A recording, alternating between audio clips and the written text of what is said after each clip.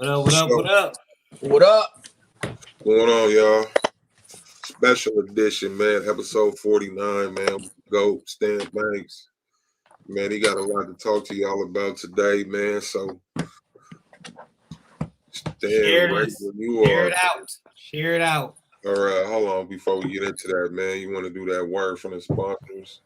Vinyl Supply Unlimited for all your crafting needs. Caesar authorized dealer. Metamark authorized dealer, man. Glitters, the alcohol inks, whatever you need for your crafting, t-shirt business. VinylSupplyUnlimited.com. Yo, use Squad Creatives 10 at checkout. Get 10% off your entire order. $50 spent, get you free shipping. That's VinylSupplyUnlimited.com. Yes, sir. Stan, so ready for you, man. Man, listen, I already said what I got to say. Y'all gotta lead this conversation. Okay, I got it. Where y'all wanted to go, right? I think I said a lot today. I know we talked before I even went crazy today. You know what I'm saying? So it's some simple things that are going on that we could, I could be a regular and talk about some stuff. I think today was a lot to unpack. So yeah, man, where we going? Where we going with this? So like Mike had texted me the link to the live. So what we're referring to, for those that don't know, Stan went live this morning, and Mike had texted me the link, but this is the one day that I slept in. So I caught it like 10 minutes before you ended it. But I was just looking at it. I was watching the replay on the way home and from the doctor, and what I took from it is, man, you trying to put the power in the creator's hands and the influencer's hands, basically. And like in a perfect world, what would that look like?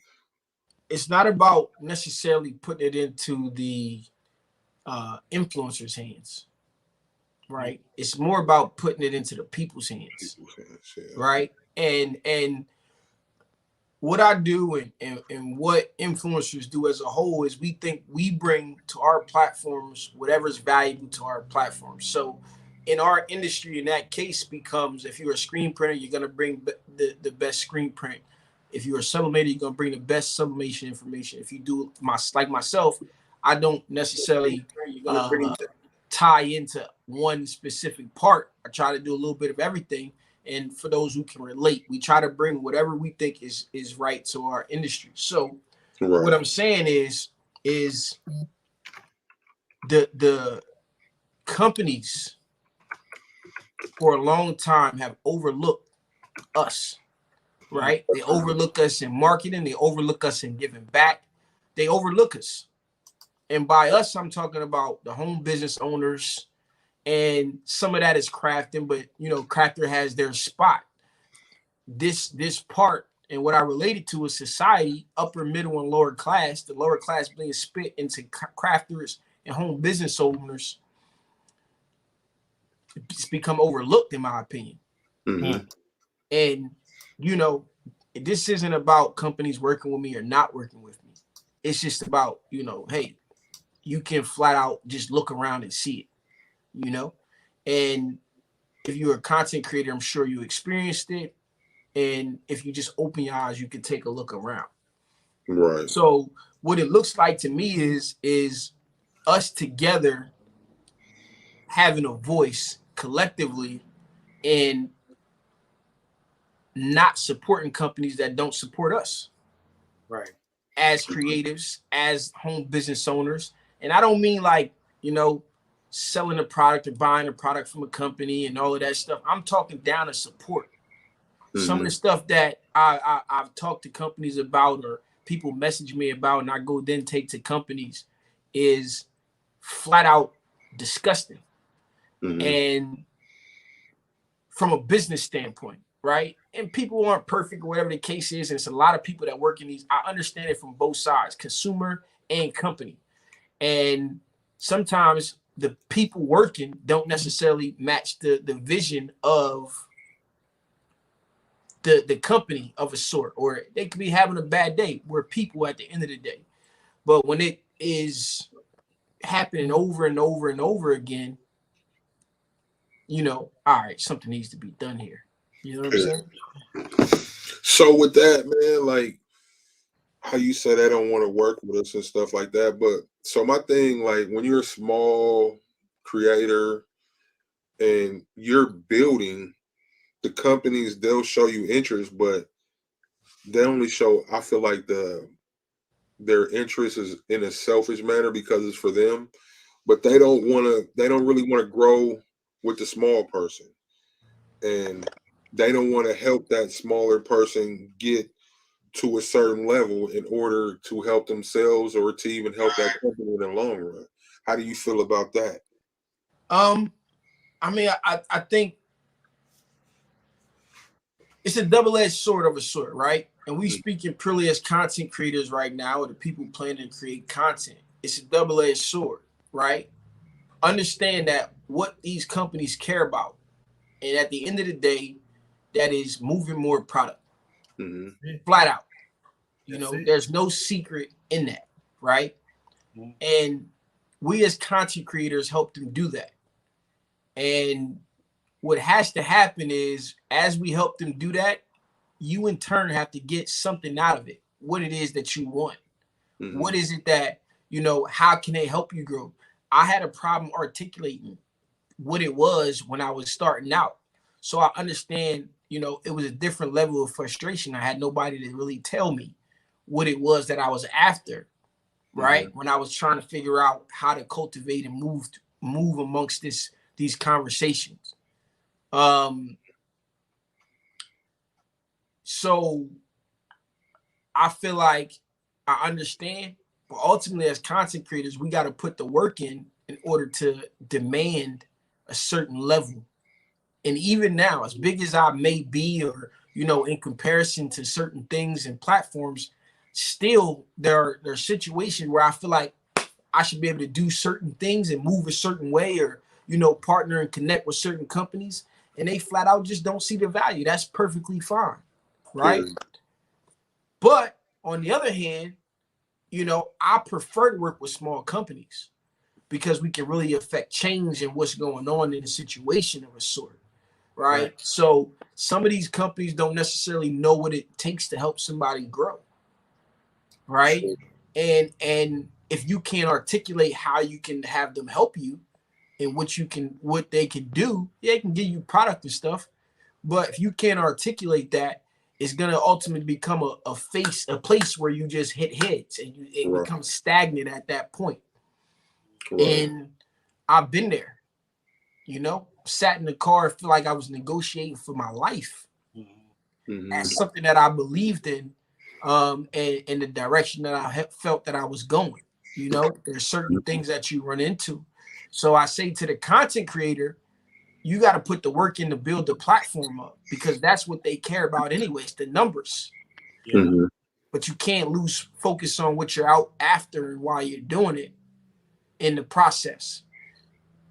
So for the company, what I say is, hey, the conversation right now is going to be a lot different when I'm 60,000, I'm 90,000, 100,000, 200,000 up. Right. And every company that I reached out to that didn't work with me, some of them companies have came back around now that I'm bigger.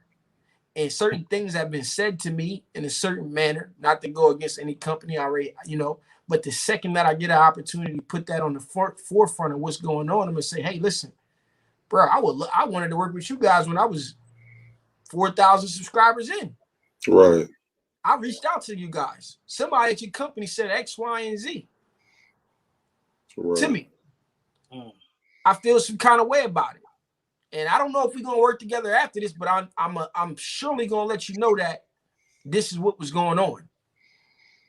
How we move together forward from here, I mean, it don't matter to me. I'm going to keep doing what I'm doing, But as a content creator, you guys or the content creators have to understand that, hey, listen, this is business. You know what I'm saying? And in order to get what you want, you got to help people get what they want. So that means helping companies get what they want, helping the audience get what they want. and in turn, you'll figure out your way last. So with that being said, man, so with the plan that you have that you want to put in place, how would your plan help the smaller creator as far as growth wise and just growth? I'm gonna just stick with growth for now. The scale of what I want to do is a lot bigger than me, right? So I said there's 3 phases to it. Ultimately, the last phase is the platform, right? And having content creators be able to create content that goes out to a mass audience as a small person. So let's just say, I'm going to give you an example. I don't know which direction this overall going to go, but if the platform needs writers and Seek wants to write something on the platform, you know, there's going to be certain criteria, not just anybody who's in the industry, but if you put the work in and you create the content, you build up. I'm not even, bro, y'all know me. I'm not talking about like some $1 million, you know, some huge number or something like that. Or if you it, you it. You know what I'm saying? But if you put some work in consistently amongst what you're doing and you put enough work in, I'm not going to say you got to have 1,000 subscribers or 10,000 subscribers. You can have 300 subscribers. Ultimately, you got to find what makes you unique. And if you find that thing and we feel it and you consistent and you putting the work in, I don't care if you got 5 videos or 20 videos. But if you want to become an author on the platform, and we built up this platform that has, let's just say, a 40,000 people email list of people who care about what we're talking about and what we have to say, and your article gets published and goes out and gets out to these 40,000 people, that's what I'm talking about. You know, I've been offered to be on certain platforms of companies that, because I wouldn't go exclusive, shunned me away once I got there. You know what I'm saying? Like, oh yeah, we can't do that because you talk about X, Y, Z. I respect it. Business wise, I respect it. I'm gonna tell you flat out to your face that I don't agree. Right? You got no problem working with me on my platform that has a certain number of people. Yeah. But at the end of this, I understand that business wise, you know, hey, if they didn't go to they gonna find my platform anyway, is the way I look at it. You know what I'm saying? But if they want to, but I understand on the backside, business wise, what you're thinking. So I don't hold you accountable for it.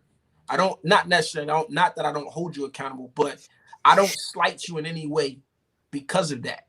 You know what I'm saying? Even when I make some decisions to call certain companies out, bro, I do that at a possible financial detriment. Let's even this playing field out right now. When you get on the phone with me, I'm going to hop on the phone and say, listen, I know we got a relationship. I know we cool, become cool throughout this business dealings and process, whatever. Yeah. Take that all away.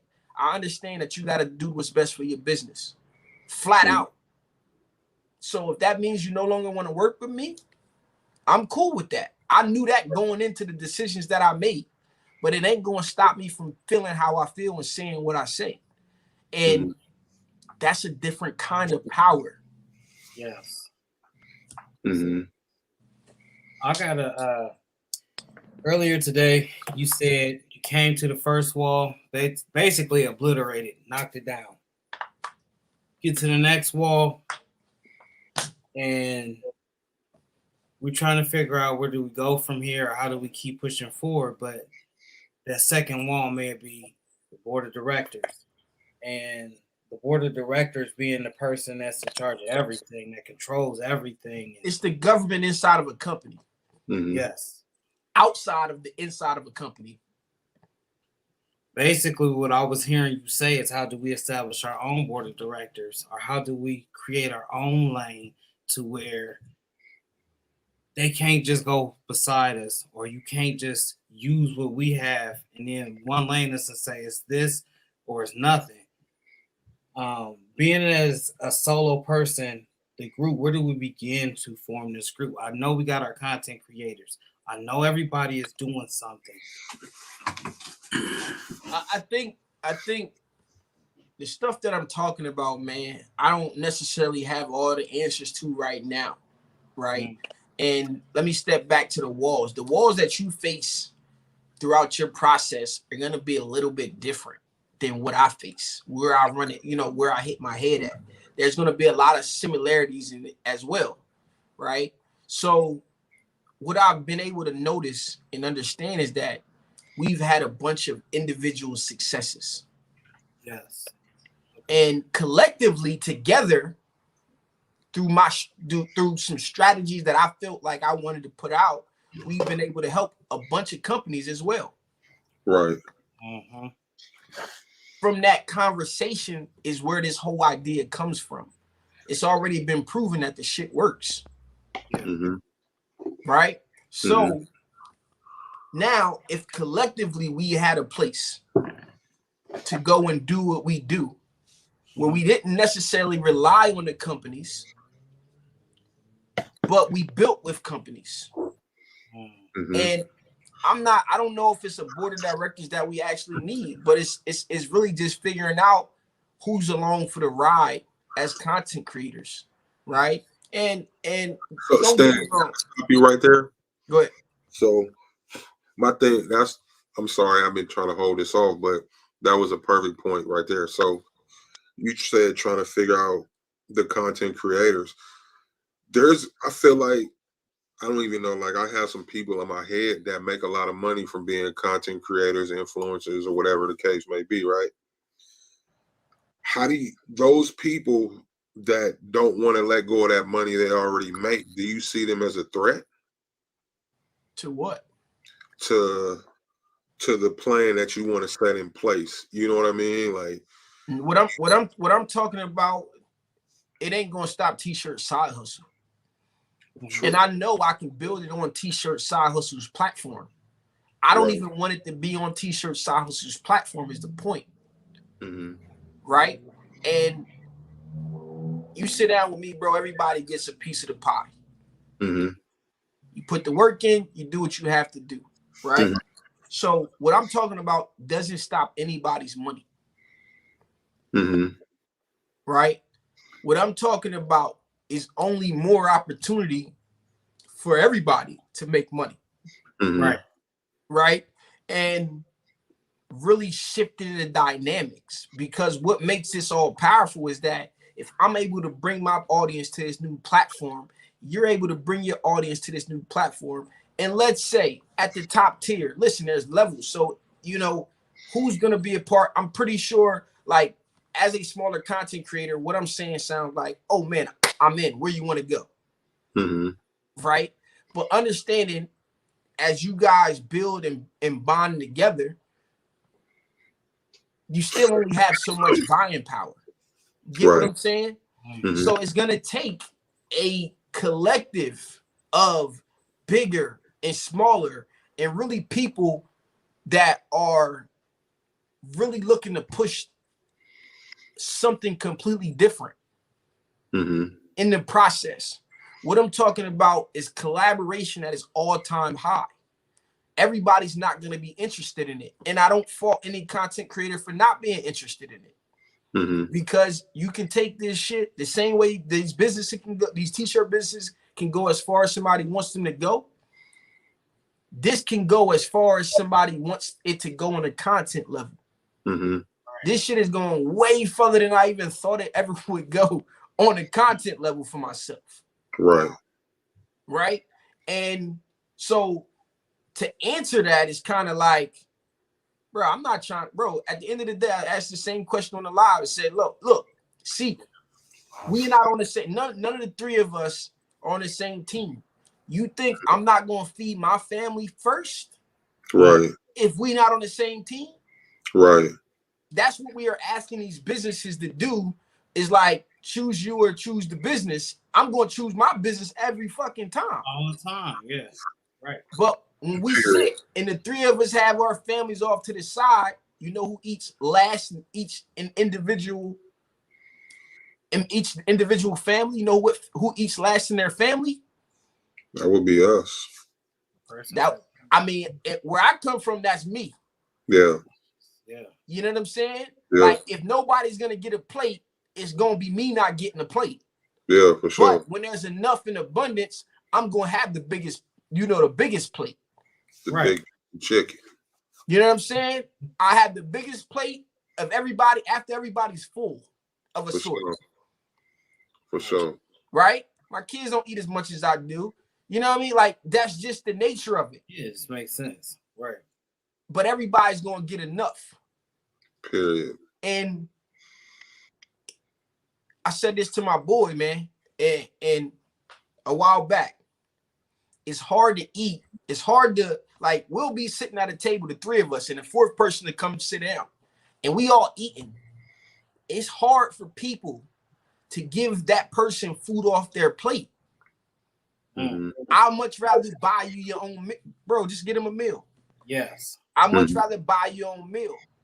But if I can't afford to buy you another meal, bro, I'm just gonna give you what I got off my plate.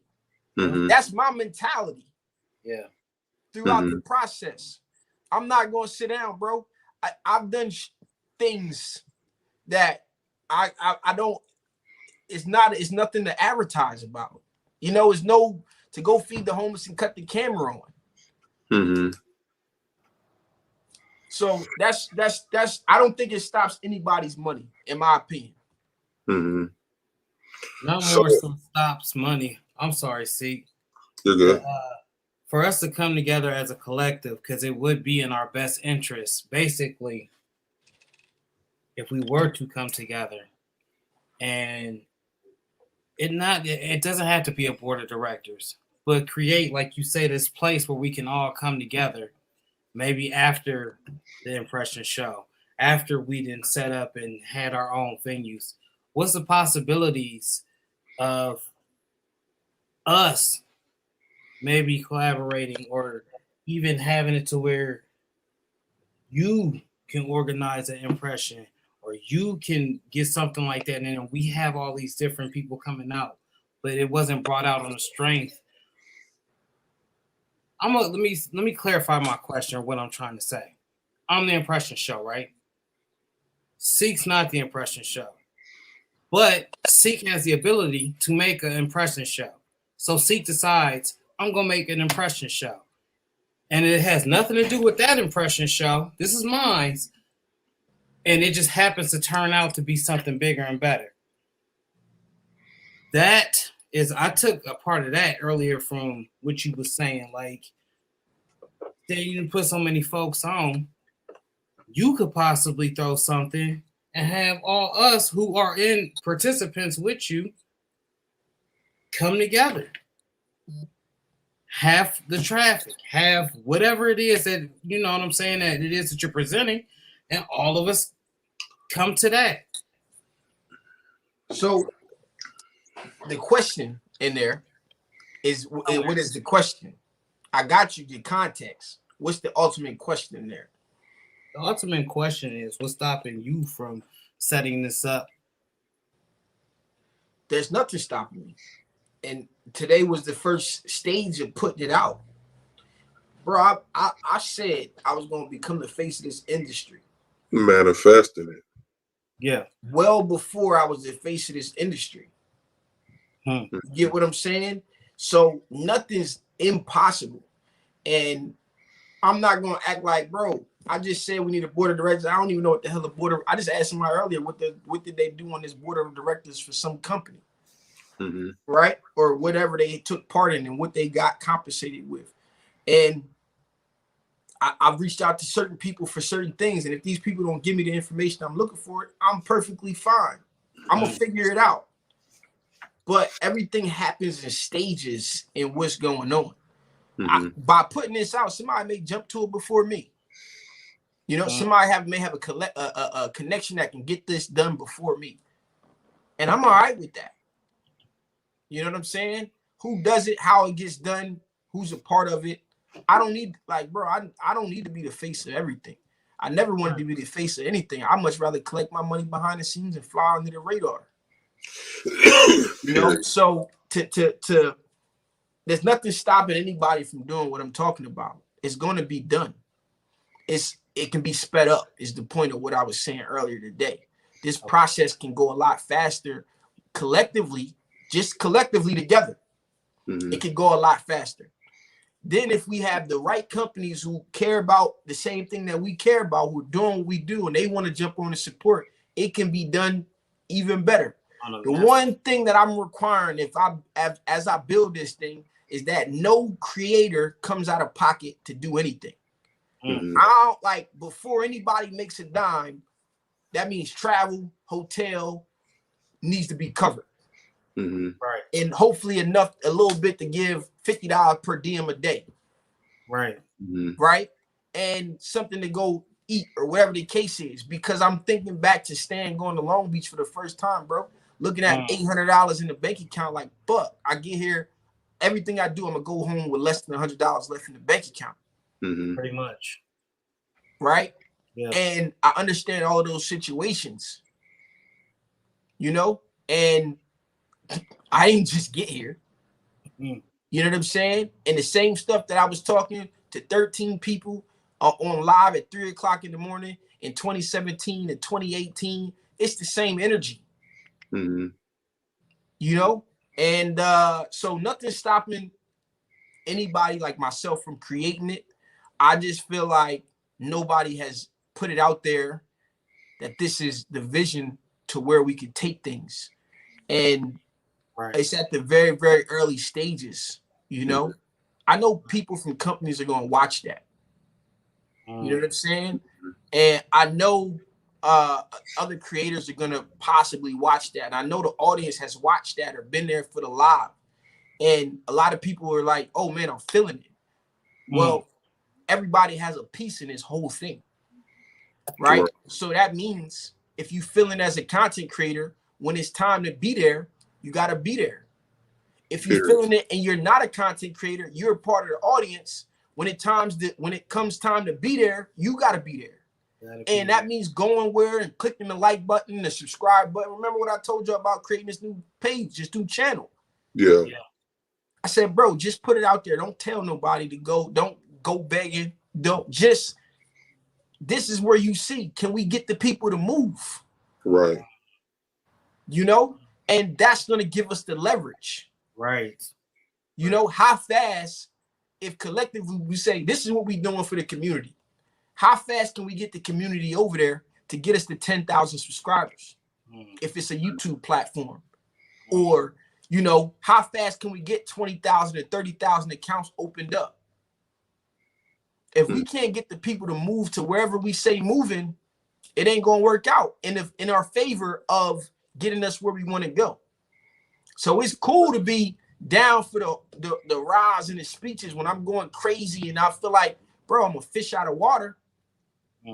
People can't relate. I can't look left and right and somebody be looking in the same direction that I'm looking to when I look straight ahead. Serious business. You know?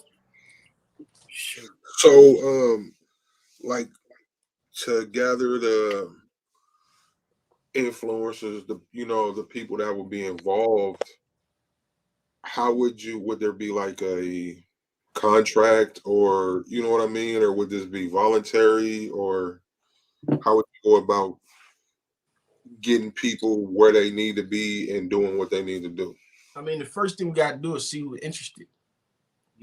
Yeah, I'm with it, brother. And I'm saying that, not that I got all the answers. I don't care if you agree or disagree with me. The common goal is, if you are here to help people and you want to be a part of helping people, I don't give a shit what printer, what heat press, what print method. You know what I'm saying? Like, I don't care about none of that. Right. Take all of that, put it to the side. If you want to help people, and this is what I just explained today, was a part of it. It was a part of the bigger picture. And bro, this is where I'm saying, I know it sounds amazing as you guys are smaller creators. But we need some big ones too. Yeah, definitely. Yeah. Right? I can build this shit on my own. I could build this shit on my own platform and do it my own way and just hoard everything and do it all for myself. But I can do that. But if I got some friends along this journey that I've met throughout this process who think this, what I said now sounds good, or maybe I just don't know. I have a conversation with a lot of people. I haven't heard anything to this level or scale. So if now I spark the idea to say, yo, you know what? Stan's right. Let's figure this thing out. Who gonna sit down and figure it out with me? Mm-hmm. And that's where we all got to come together. Just made it make sense. We got to come together and overcome this wall. It's the mix between the medium, the small, and the large. Everybody is on different levels as far as influencers.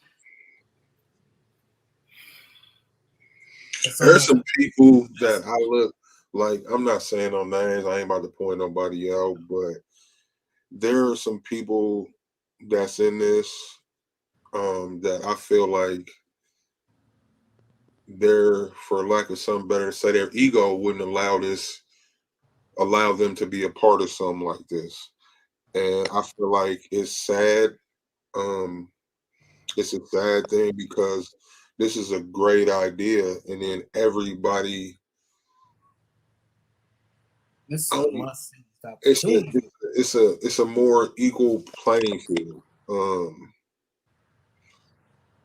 In my opinion, to have, like, I don't know what you want to call it, like it reminds me of a coalition, basically. I don't know if y'all watched Godfather Harlem. Y'all Yeah. seen that? This reminds me of like the 10 Harlems idea he had. You know what I'm talking about? Yep. So that's kind of what I see here. But then there's always that method man. You know what I mean? It's always that method man character, man. And but I mean, I think that whatever I can do, whatever we can do, I'm gonna sign Mike up too into this, man. But whatever we can do, man, So I think, hey, again, I respect everybody's position. You can take this shit as far as you want to go. I keep saying that for a reason. You ain't got to come over here. Yeah. You don't have to come play on our court. You don't have to come play with what's going on over here. I respect the hell out of every content creator there is. Yeah. I know what goes into it. But as I sit in these rooms and I travel and I look around and I move around, and I sit in rooms that I don't feel like I'm supposed to be in. Wow. What I said about these events is real. Mm-hmm. So much so that I shared this idea with somebody and they like, well, you don't think that would be a conflict of like, because this person already does something. They do this after the event. They do this type of thing. Like, bro, the people I'm talking about ain't even at these events. I go to these events and I feel out of place. Right. Right. And bro, just think about it. Mike been to a show. What you do after that show, Mike? Hotel. Where else was I supposed to go? I mean, we looked at some sites, but other than that, back to the tail. Right. Shit for us to do. I mean, and it's been that way for years. I went to Texas, and I went to the show. There was an event after the show. It was a great event. But I don't think I belonged at this event at the same time. You were supposed to be there. Not thinking about myself as a content creator, because as a content creator and throughout this thing is, these are the places that you got to go and you need to be in and do different things at. But I always put myself back in the home print. Like when I was driving up to Atlantic City, I didn't feel like there was some reason to stay in the hotel to go. Like once you visited the show, you visited the show. Right. When I went to Long Beach, if outside of Danish and Angelo having a meet and greet that they invited me to, them other nights, once I ate something, it's a wrap, huh? Wrap.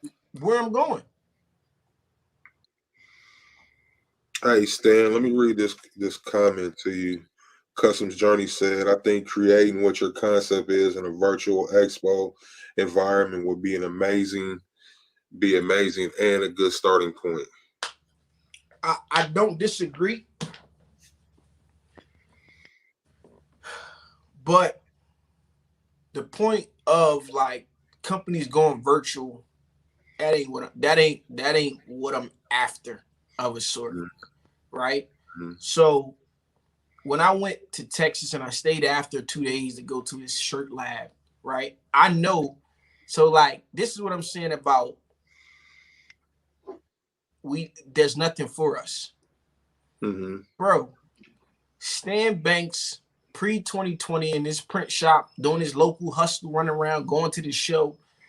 I couldn't afford to go to the show and stay 2 days after and not go to work on Monday and Tuesday. Right. To go get information. Right. The shirt lab that I went to was an awesome event for the people that it was dedicated for. It was a good amount of information, some good, conversation in these rooms.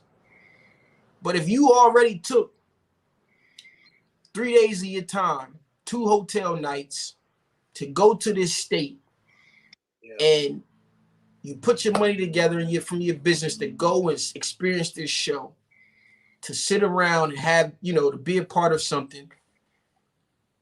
You think, I just remember, bro, like I can't to do 5 days away at a place, go visit a show, or even, you know what I'm saying, or miss days of work. The weekends are awesome. But Monday and Tuesday, I gotta get my ass back to doing something else. Our businesses aren't there yet. For sure. The point is like, it's a lot of stuff for the people who've gotten to a certain point. Right? And those are the people who got employees that can step away for some time, maybe whatever the case is. But what about everybody else? Right? And I said, it's this lower class has been split between like crafters and small businesses. Crafters necessarily don't care about making money for whatever the reason is. Their husband, people say, they're supported by their husbands, and they stay-at-home moms, and they doing all of this creative shit. They the artists of our industry. That's a whole nother ball game. Respect the hell out of them. I think they deserve even more than what they're getting. Right? Because they experiment on the ideas that we implement in our business. Then there's the small business factor. Where's our stuff at? Besides YouTube, where is it? Right. You tell me. Look around. You tell me. Nowhere, man. Unless I don't have any. TikTok. I ain't nobody pushing my stuff. Away from social media and the people like us creating something. Yeah, where is it? Nowhere. It's non-existent. There's something for everybody but us. Even crafters have their own shows. Yeah. They get catered to. Yeah. There's giveaways. There's certain stuff. And this is more than just giving a product away from a company, all that. Like it's way bigger. Where's the true dump of money into helping the small home business? The dump of information by some companies, corporation, it just ain't there, bro. And anybody can feel free to correct me if I'm wrong, but I mean, I haven't seen it. No, I haven't seen it, and it hasn't been brought up or put into people's attentions or into their faces until today. A lot of folks don't even think outside the box when it comes to that. We at this point to where we need to act as a whole, right? And we don't know who we gonna have on our side or who gonna be with us, who ain't gonna rock with us, whatever. We respect everybody.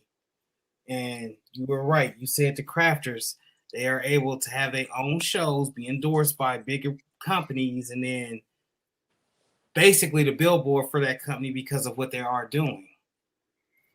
There is no meeting place for us. I'm just going over everything that I've ingested from you from earlier today to now. I I feel like I'm gonna speak on me. Speak on me. I didn't said and sold and pushed a whole lot of stuff, right?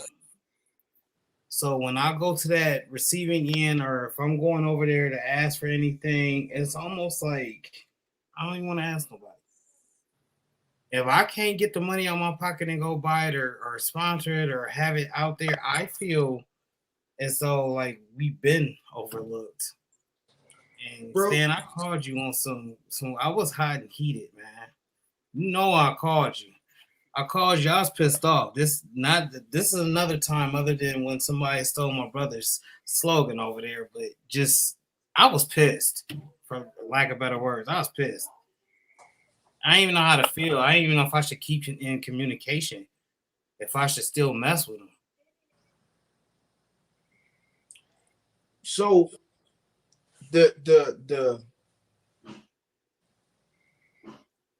trying to figure out which way I want to take this. The process or the game that we're in as content creators, bro, it's a charity case. It is. I made this video. I said it. I stand on that shit. It is. The fact that to even rely on a link for somebody to click for you to even get credit for. So I myself can track the fact that I've been responsible for the movement of over $1 million worth of product. Trackable in a calendar year in 2020. In a calendar year. That's the trackable money. Mm-hmm. Right?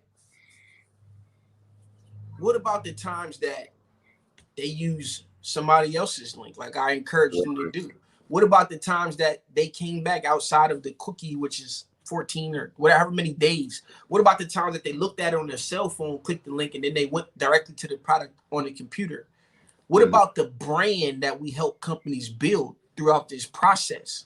When I was talking about the love money and stuff like that, like, bro, everything I say, I believe. I believe that there's companies out here that should be mailing me $50,000 in a fucking mail right now.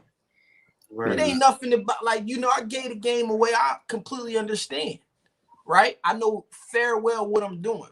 But what I'm talking about here is the bigger picture of things.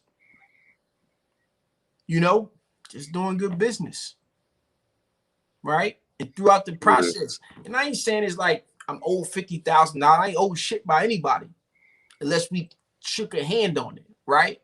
But I just know my man that booked me them flights, to go to Long Beach for the first time, that triggered all of this stuff because he worked at American Airlines and helped me get the flight for a cheaper price, et cetera, et cetera. When I'm putting pennies together, you know what I did, bro? I shot him some money just off GP. Yeah. Next time I went to LA, I took him and his girl out to eat. Yo, this on me, bro. Mm-hmm. It was all on the love. Do I feel like I owed him anything? No. But goddamn it, if he didn't get me them flights that was $150 when them things had rose to $400. Yeah. That's just the way that you can't expect everybody to move the way you move, and it's just how it is. But those are the things that I'm talking about, bro. When I say love money, I don't care. I don't really need it. Right? But just paint the picture of what I would say is good business. You know what I'm saying? And in business, nothing is old unless it's, in my opinion, handshaking on.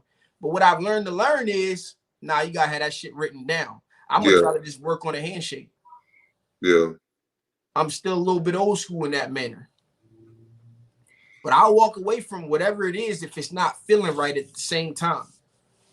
You know what I'm saying? And you said something about I much rather not get it unless, you know what I'm saying, I can buy it out of my pocket, right? Bro, free product is easy to get. I say this to every bro, like free product is easy to get when you got the audience. You know what I'm saying? Right? Mhm. When you got an audience, because all they care about is moving more product, right? An affiliate link is easy to get because if nobody clicks that link, it don't cost them nothing. Companies are already paying a 9, 8, 9, 10% rate on customer acquisition on what these companies buy, right? Mhm. Cool. I'm just giving y'all the game from behind the scenes of the numbers of what they are, what's already going, right? You do enough homework, you put enough work in, you can figure this shit out yourself, right? Even today, I got offered like, yo, we can get you some equipment to film better videos. Bitch, I don't want no equipment. Yeah, what does equipment got to? They missed the whole mark with that. I can buy equipment. Yeah. I just gave a story on the last live about $1,000 pair of shoes. Think I can't buy $1,000 camera? Yeah. Yeah. I don't give a hell about a camera, Yeah. right? And I know certain production values and all of that stuff, bro. I was a photographer. I know how to do this. You know what I'm saying? I ain't the best editor. I really don't care. But if I wanted to put the work in, I could be a great editor. Mhm. I just wanted to make it about the information. Period. That's all that matters. I got a lady I call my DC mom. She bought a DTG printer. Even after I told her not to, and never used it. Right? Wow. I got it's stuff that I could do and have done over the years that I'm just like, the reason that you don't want to buy less money, it's about pride. It's about not owing nobody nothing. It's a great thing and it's a thing to a fault. It's gonna make you take the stairs before you can skip a couple of, you can jump through hoops. I just say, bro, if you're gonna buy me that, just pay me what I'm worth. Yeah. Mhm. For real. Just pay me what I'm worth. How Period. much is what I'm providing you worth? If it's enough to buy me a 10,000 setup, just pay me $10,000. What I do with the money is up to me. Period. You feel me? So it's all about having the right relationships and being able to provide value for what it is that you want and you deserve and what you need at the same time, right? So yeah, that's all I got to say about that. So I just want to, from what you were just saying, Charmaine had this question. Sam, I'm gonna get to your question next, but she said, "Do you think the press companies and cutters take advantage of content creators, offering them a machine versus percentage of sales?" And that just plays into what you were saying. It is overly important that you guys as consumers of the people helping you, that you make sure that you go through and use these links Mm-hmm. Yes. so that they can get the percentage. Yes. Yeah, that's how we get paid. Yep. And it is overly important that you go out of your way to go back to the video that helps you to get the product every single time. Mm-hmm. It is up to us as creators to make sure that that link is accessible to you. Yeah. So are they taking advantage? It's a yes and no answer. Early on in the process, you need stuff. You need the content. You need the product. You need the free stuff. Right? To help you throughout your journey, because it's like the same thing. We rob Peter to pay Paul. Mm-hmm. Right? And We need this business that we're building with content is aside from the business that we're doing to actually make the shirts and provide to our customer. Some of us are living off of that income. Yeah. Mm-hmm. Right? And if the decisions that we make for content is different than the decisions on the machines that I buy is completely different than the machines that I buy for content or that I get for content. Right. You think I would go buy 50 presses? Right. I'm cool with whatever one I got. Mm-hmm. Right? You think I wouldn't have bought the Roland BT12? It didn't fit my business structure. Content wise, it's a great thing. Mm-hmm. I can get it, I can play with it, I can test it, I can see what kind of business is for, who it's for, if it's even valuable to anybody business wise. Everything I do is, bro, I don't fit into these design competitions and all. Like, I don't know what to make with this shit. I'm not creative. It's all business oriented. Bro, these crafters will blow me out of the fucking water. Right. I look at it and not envious, but I look at it like I respect the hell. How the fuck did you come up with that? Right. How did you figure that out? How did you find the time to even think about making that? But then I think, who you gonna sell it to? Ain't nobody buying that shit. I gonna buy it. Right. And it's not a true. slight. It's like we gotta all do what we care about. There's no one size fits all answer.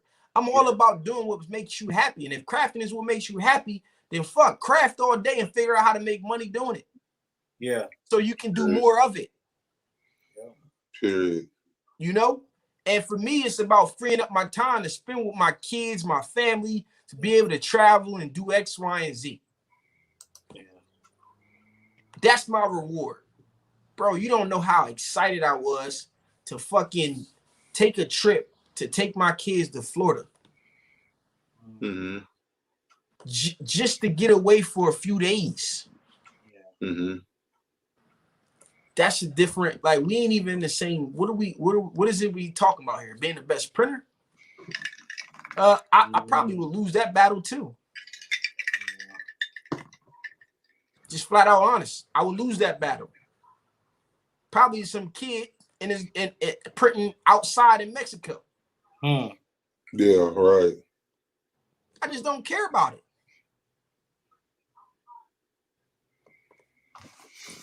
Got another question for you, man. It's from Sam Day. Sam said, do you think some of these companies target youth to push their products on our channels but don't employ or support the little channels? They don't have to. Oh. They don't have to support the little channels. Right. Why would they? Who gonna move product? Mike T's gonna move more product than Stan Banks? Not at this point. Not right now. So unless Stan goes and says Mike is valuable, until Mike puts enough work in to build it up, bro, I didn't know what the fuck I was doing when I built this shit. Mm-hmm. I had no idea this is where it would take me. Mm-hmm. I learned and I implemented along the way, and it's a lot of shit that I could do better. But I never forgot what I do it for. Never forgot throughout that process. So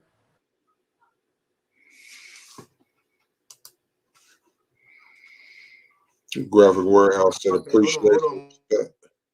Oh, my bad.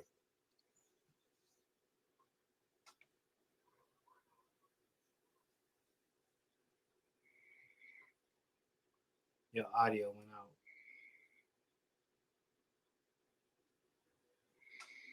Can't hear you.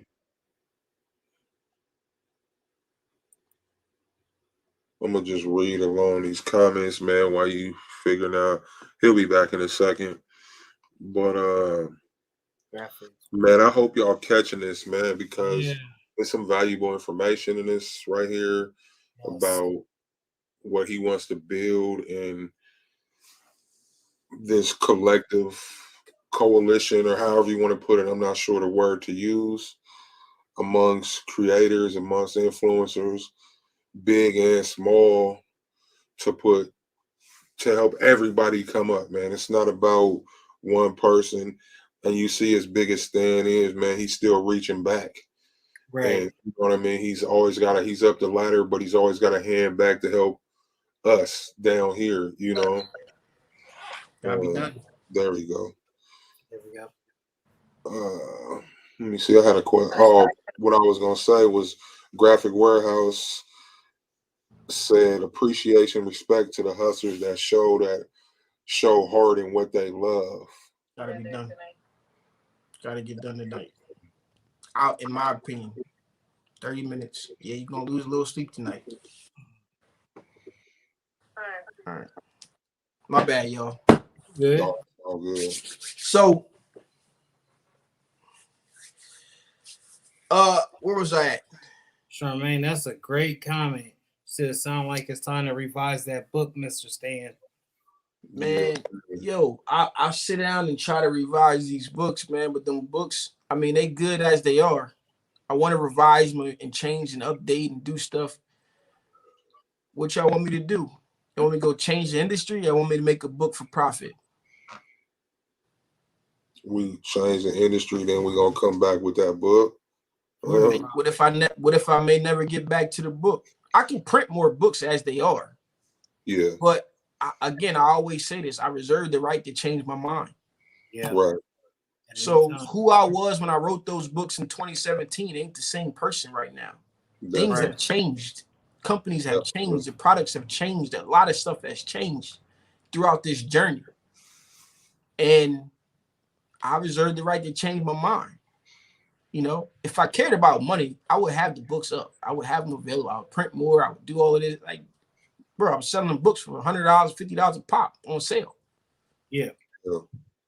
The book cost less than $5 to print and have delivered to me. Right. I'm not like, this ain't no secret. It's a ton of people. I just don't care about that. I don't know what to say, right? But like what you saying that, Stan, is like, that's one thing I've always noticed is you make money, but it's never been about the money for you. And how the bigger you get, how do you still remain that integrity to you're at the top of the ladder, but you always got a hand back for the rest of us?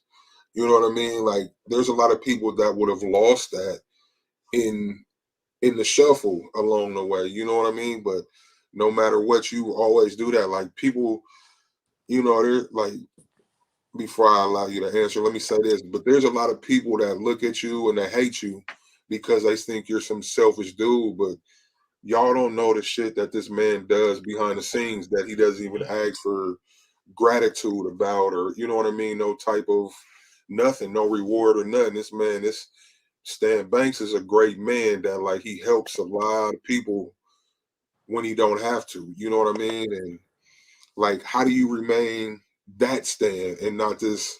I think overall, bro, I can't change who I am, right? Period. And a huge part of this whole thing is that those stories and those things ain't up for me to tell.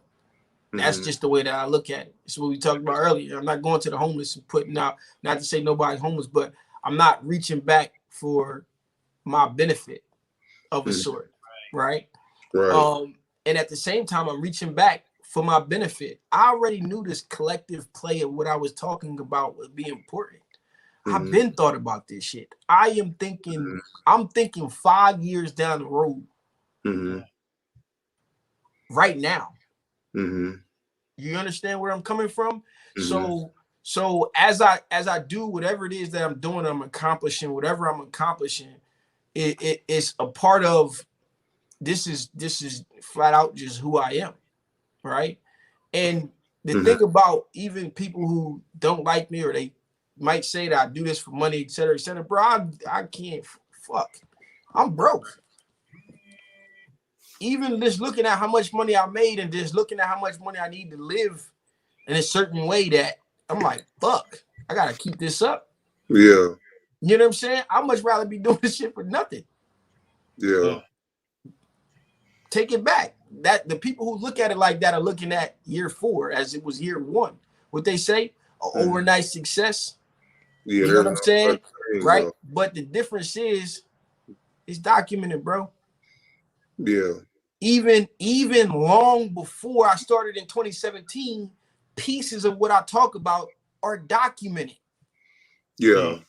Yeah. You know, and the proof is there. It's just flat out right there. And I respect everybody's opinion. I think, you know, I'm not even saying that people that dislike or disagree with me are wrong.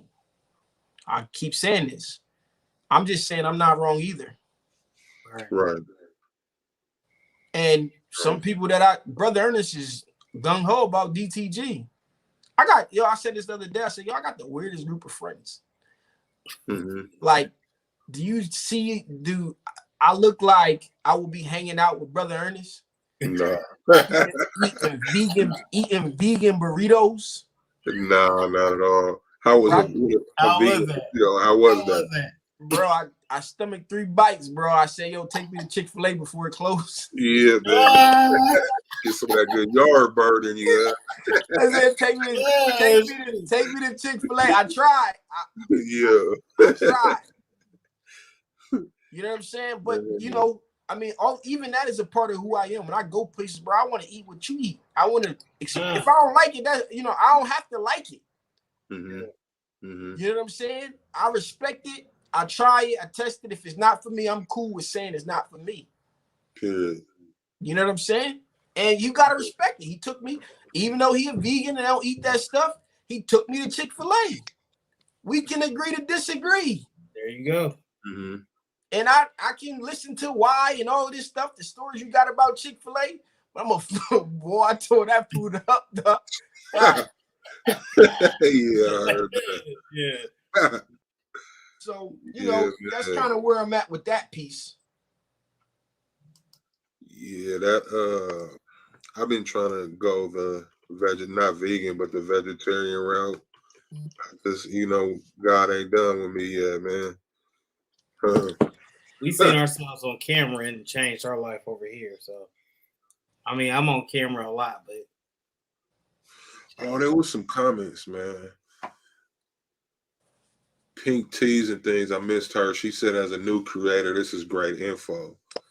I don't know if you know who she is, Stan. She's like TikTok, huge on TikTok. I talked to her the other day. Come on, bro. Look. Okay. You say you don't think I know who she is? I ain't even on TikTok. Yeah, she's huge. I talked to her on the phone the other day. Oh, okay, my man. I'm sorry. Shout out, Claudia. I'm sorry. Things. Yeah, I got a number in my phone. And this ain't nothing to do with her husband. Yeah. The point is, we her husband. Cool. We go way back. The point is here is what I said. It's like football. If you can play, they're gonna find you. Period. Yeah. If she big on DTF, here's Stan is the DTF hater of the world. I like DTF, Stan. That's cool. This is a DTF shirt. I didn't watch this shirt many times. It's holding up. That's awesome. It also looked like it got the stresses in there, so that'll hide in the imperfections. You might be right. Now I'm gonna have to go look at it close in the light. So how you use these different tools and what you use them for is all is gonna come to fruition. Did you print that yourself? No, I didn't print it. I had it printed. Okay, stop. Pressed it. How long would it have taken to print that size of sheet on your printer? And from start to finish to print one transfer, if you still here? If you can answer that. Or any DTF printer or any DTF printer out there and watching this, how long would it have taken you to print that one shirt? Claudia got that big thing though. She do. Damn. I ain't disagreeing with you. Let's just say a 12 by 16 print. How long would it take you to print and be done with? 10 to 15 minutes is what I heard. I mean, that's on the L8. That's on the L1800 on her big printer. I don't know. Yeah, she got that 24-inch. And it's a little bit faster of a print head and all of that stuff. So the grade matters. But most people are getting the L1800. Sheesh. Right? And I know that's in 10 to 15 minutes. Come on, answer me. I'm waiting for the answer. She laughed. What's the stop laughing. I'm asking. I want the answer to the question. Seek, what size you think that is on your chest? It's a 12 by 12. I can't remember what I sized it at. I think it's a 12 by 12. Cool, 12 by 12. I think so. T-shirt man Low said, "What up, squad? I see y'all got the goat on." 5 minutes is what she said. 5 minutes. Okay, cool. Do you know how many? That means she can produce from start to finish. Talking about a finished shirt, 5 minutes. Mm-hmm. That means she can do 2 every 10. Multiply that by 6. That's 12 shirts in an hour. Mm-hmm. That sounds a lot like vinyl. Yeah. At its best. So much in a way, yeah. How many shirts can you heat press in an hour? I think around 50 if you slow. In super color? That could be you buying big DTF. Make some hours do that shit. Yeah. Go buy her transfers. I don't give a shit. See, that's what I did. Mine is transfer. I just pressed it. I do got the DTF. I'm gonna try it out, man. But again, it's reasons. I'm not saying it's bad from that standpoint, but if you want to put the quality test next to each other, I've tested companies. I've tested shit that I ain't even put on the channel. Mm-hmm. And I don't want to be out talking bad about companies. I just much rather not talk about it at all. Mm-hmm. Yeah. You know what I'm saying? Now, if you force my hand, you want to call me a liar. Let's really go through the math and run it. No, I remember when the DTF first came out. I think you had some stuff from Brother Ernest. I sent you or somebody. I want to say. And nah, Brother Ernest ain't send me nothing. And somebody, to be honest, Brother Ernest got a freaking good quality DTF transfer, but he ain't never printing them. He always out selling printers. Yeah, getting that good money, man. That printer, man. You get that selling the $600 printer, not the prints. Bro, I was talking to somebody yesterday. They selling them printers, getting them at 600, converting them, and getting like 3,500 a pop for that, man. That's better than selling dope. Hell, bro, that's the trend. Brother Ernest, people hate him. They do whatever about him, business, whatever they got to say in these forums and stuff. Mm-hmm. Stand-up guy, in my opinion, my dealings with him. Yeah. Right? And I'm never gonna let who somebody else is and what they have to say about somebody affect. And you guys show me, bro. Period. And I've seen some of the people who had certain things to say about him and what's happened on the backside and transpired is they went to go do chargebacks and go through situations, and he got video evidence of certain situations when things took place, the transaction happened, and showing them how to run their printer. And you know, when you're doing this stuff, you can go and do one thing and blow the whole thing apart. Yeah. Right. I mean, I seen it. Mm-hmm. I haven't seen evidence on the contrary. I heard a bunch of talking about certain things. Mm-hmm. I've seen literal evidence and the notices of this person lost. I can sue this person for defamation of character, all of this stuff, because I got literal evidence right here. Right. But again, a lot of people sit behind the computer and they say a bunch of stuff. I mean, I'm out moving and shaking. Mm-hmm.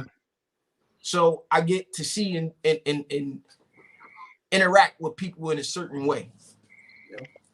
But what's next? What y'all got for me? Before we get into anything next, this episode is brought to y'all by Circle Clothing Hoodie. If you haven't tried, not Circle Clothing Hoodie, Circle Clothing. If you haven't tried Circle Clothing, I need to head over there. Softest fleece, period, when it comes to these hoodies. The jogger pants, the unbranded shorts. I'm going to the bathroom. And the unbranded shorts I saw around still right now too for $9.99. Yeah, super sale going on. So y'all head on over to circleclothing.com. Check them out. Tell me your boy Mike and Seek sent you. Man. Hey, we appreciate everybody rocking with us tonight. As we did just spring this on y'all, it was needed. It was needed after what we heard come down today. So it was a media podcast. Educated Natural, Kim. I don't know if you were watching from the beginning, but if you weren't, when you get a chance, can you watch it from the beginning? Because you were like the first person I thought of, like helping in something like this. Yes. What Stanley was talking about. So please check it out and Guess who's Bizak? Smell started blowing my clothes like Krispy Kreme. I was cooking them all. Yeah. See, I don't know. I'm from the West. I was thinking that East Coast. I don't know, man. Why you don't know that old school Jeezy? Oh, yeah, that is Jeezy. Yeah. Come on, man. So they asking for a recap. So man, we can't recap. We can't recap what we talking about. Somebody asked me for the recap at the end of what I had said. You just gotta go back and watch it. It's hard. Yeah, at this point, yeah. What we planned on talking about was something simple like the Supercolor 10-piece minimum and other things like that originally. But this morning I was moved in such a way. I almost went too deep on Instagram. I said I gotta get out the car. Yeah. I was sitting on, like you can just go watch. You can go watch in 20 minutes, bro. I'm like, man, I spun the block. I'm like, bro, y'all see what I live in every day? Y'all see what I walk amongst every day? You think I'm not above beef. I'm not above telling somebody what's up. You ain't gonna play with my name. Yeah. I walk in the mud every day. Yeah. Every single day. And the stuff that I'm after, we ain't even in the same league. I'm looking at the corners and the dudes on the corners, and I'm really trying to figure out how I can get people off the corners with t-shirts. Right. Or whatever it is that they might be great at. We ain't having the same conversation. I'm trying to keep my cousin from going back to jail for selling drugs on his 3rd strike. Oh, you live in a 3-strike state too? Well, this was, I think they stopped it, but this was the mindset back before. I think it got whatever. I don't know. But basically, I'm trying to keep my cousin from going back to jail. Yeah, keep creating a way out. My mindset is like we ain't even talking about the same things here. Right. Right? Right. You can't relate, but I respect where you're coming from because it's some things about you that I can't relate about. But what I do it for and what you think I do it for, I can guarantee you if you came and spent the day with me, you wouldn't feel the same way. Mm-hmm. I mean, really spent the day. Mm-hmm. Customs Journey asks, is there an affiliate for the channel for Circle Clothing? It's coming, man. It's coming. But y'all need to still head on over there and check them out. If you haven't got you a hoodie or no jogger pants, I'm telling you, missing out. I still got a box of Circle Clothing I got to do a video on from before I got sick. But me saying that, like, I don't know, somebody's going through it right now. I don't know. You know, I'm about to play prophet right now. I feel like somebody's going through it that's watching this or that might watch this. Man, y'all know what I just went through. The allergy to the corona, to the COVID vaccine result, and then the result of getting my leg amputated, but I'm still out here working, still pushing forward. We still trying to help people out, man. So if it's you that's going through it for whatever reason, physically, mentally, just look at me, think about me, and keep going. I don't know why I felt moved to say that, but it was on my heart. Bro, I always had this mentality, right? Like, it could always be worse. Period. Even as bad as it gets, unless you dead and in the ground, it could always be worse. Period. I was and I think the fact that, like, even when I talk to you after and the fact that you could find a silver lining in whatever it is that was going on, you know? Period. And the fact that, like, even after once I got stabbed last year, the thought process that I went through and where I could go next, right? It's in that there's huge lessons for people. Period. And for myself, sitting on that hospital bed, they thought I was crazy. Corona, can't nobody come in, never cut the TV on, none of that. I'm just sitting there, and in my mind, I'm fighting demons of a sort. Because I could go left, right? And really go in a different direction, right? In this situation. And then by the time I get coming out of the hospital, I'm in a completely different mindset. I gave myself a chance to process what had happened. And I figured I'm not going to go to jail for murder. I go to jail for self-defense. Yeah. What it meant to myself is, if I ever run across this individual again, I'm not going to strike first. But if he strike, I'm going to kill him. And this is beyond. At this point, I'm thinking about getting back to my family. See, I'm still so old school that, like, we can fight all day. May the best man win. Mm-hmm. After it's over, I'm not going to come back and want to shoot you or nothing if I happen to lose. We Period. can fight every time we see each other. Mm-hmm. You know, stand on all that tough stuff you talking, right? Mm-hmm. And then I think in your situation, to be able to find a silver lining in it all is like, damn, I could, you know, if this didn't happen to me, I'll be dead in, you know, in X amount of time or whatever. True or not, we never know. But this is the severity of the situation. Mm-hmm. You know what I'm saying? And the mindset that goes into it, I'm pretty sure you're going through some thoughts in your head, Yeah. right? Of throughout this process. But you know, whatever situation that people may be going through, it could always be worse. You know what I'm saying? It could always be worse, and tough times don't last. Mm-hmm. You know what I'm saying? And so I don't know. I just had to say that piece on top of it. You know what I mean? And it takes being around great people and good people sometimes to get through those things. Ultimately, I told you, I said it, you was already ready to get back to work, but sometimes you just need to get back to work. I ran out that hospital. Like, they like, we're going to call somebody to give you a wheelchair. I ain't no wheelchair. You my shit. I'm out of here. Ready to go. Walking out.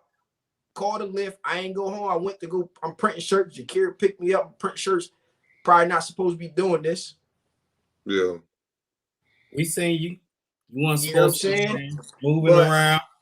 Yeah. And then like mentioning you getting stabbed and stuff. Like, I remember, like, I didn't have a relationship with you back then, but I remember like the video, who Stan Banks was, the video before, and then that video you sent from the hospital. You changed in a good way. Like, life, it was really about living after that hospital video for you. You know what I mean? You can see your hunger to live, your hunger to survive, your hunger to provide for your family, man. Like, yeah, you know what's crazy? You don't think about how stuff affects other people, sometimes kids. Period. I went back to take my girl just lunch one day. Long story short, met my girl at the hospital. Re-met, I should say. We was middle school, but she came in the room to draw my blood or whatever. Mm-hmm. So I went back and I looked to the side. My daughter's in the driver's seat. She in tears as we pull up to the hospital. Mm-hmm. And I'm like, what's you crying for? And she said, the last time I was here, you know, I had like went against their orders and went downstairs and see my daughter, whatever the case is, and all this stuff. Mm-hmm. You don't think about how stuff affects the people around you. Right. You know? And in the moment when you're enraged and different things going on, bro, I'm like, bro, I'm gonna kill him. Mm-hmm. You know, just flat out where my mind was.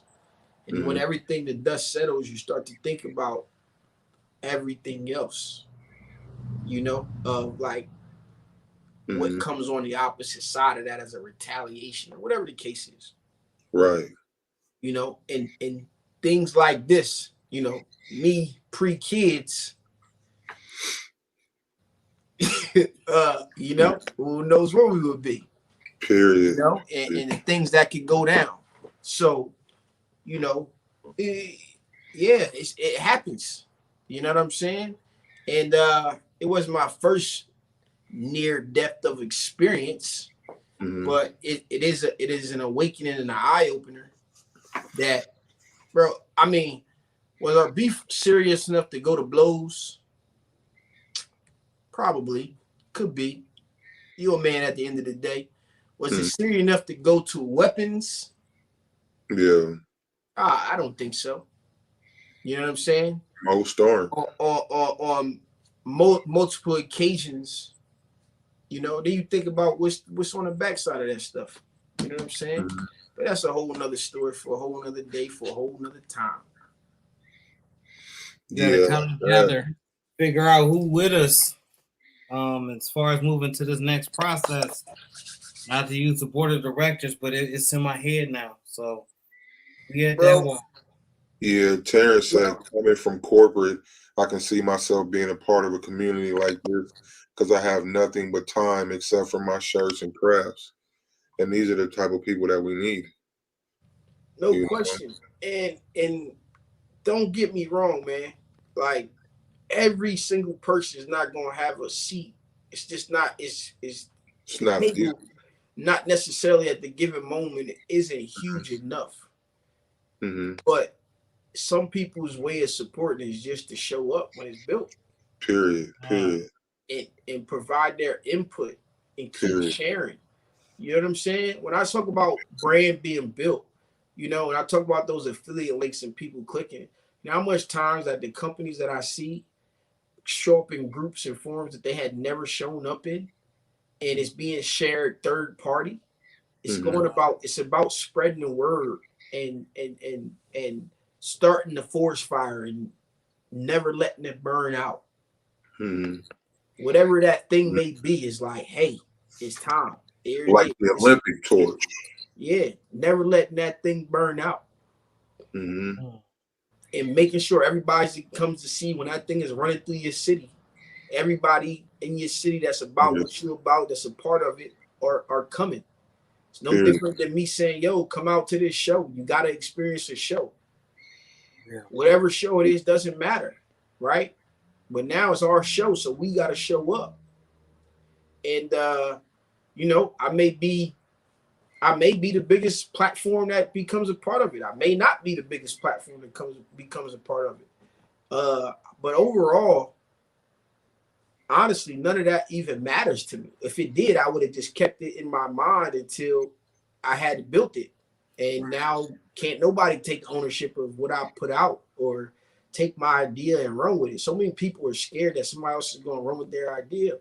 Well, so many ideas die in people's heads. Period. Real talk. Period. And Dreams don't die. We kill them, man. I always say that.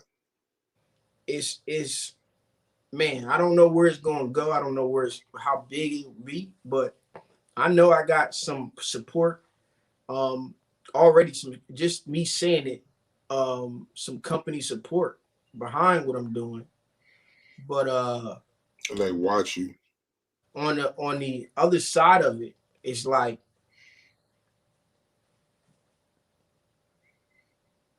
I still know that there's some vision that needs to be had as well, if that makes sense. And what I mean by that is I ain't saying I got all the answers to what I'm saying.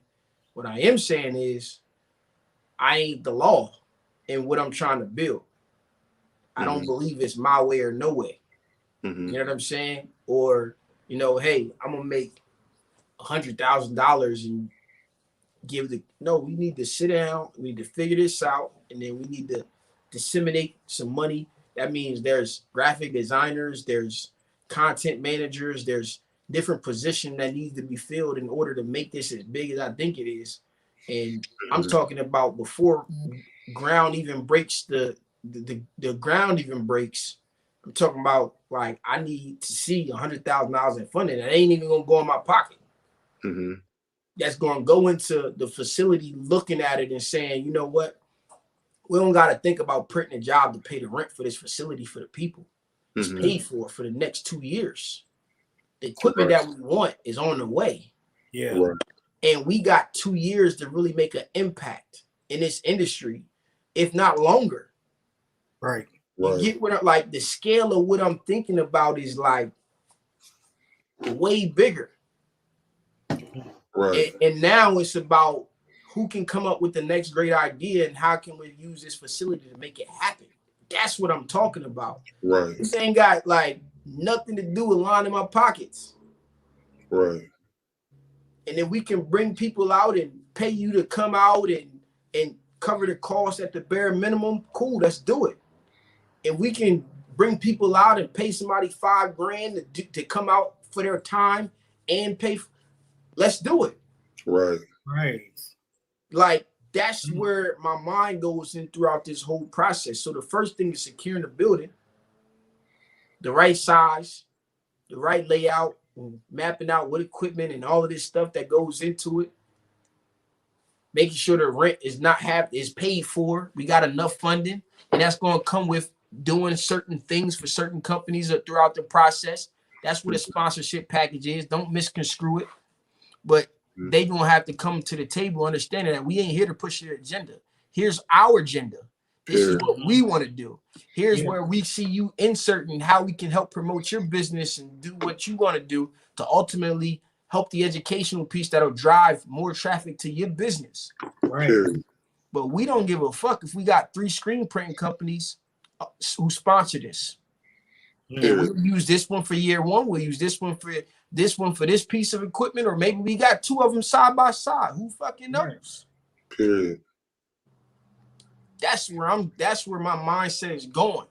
And it's going minimum is $100,000 of what I'm talking about. Mm-hmm.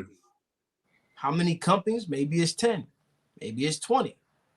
Maybe it's 1. Could be done though.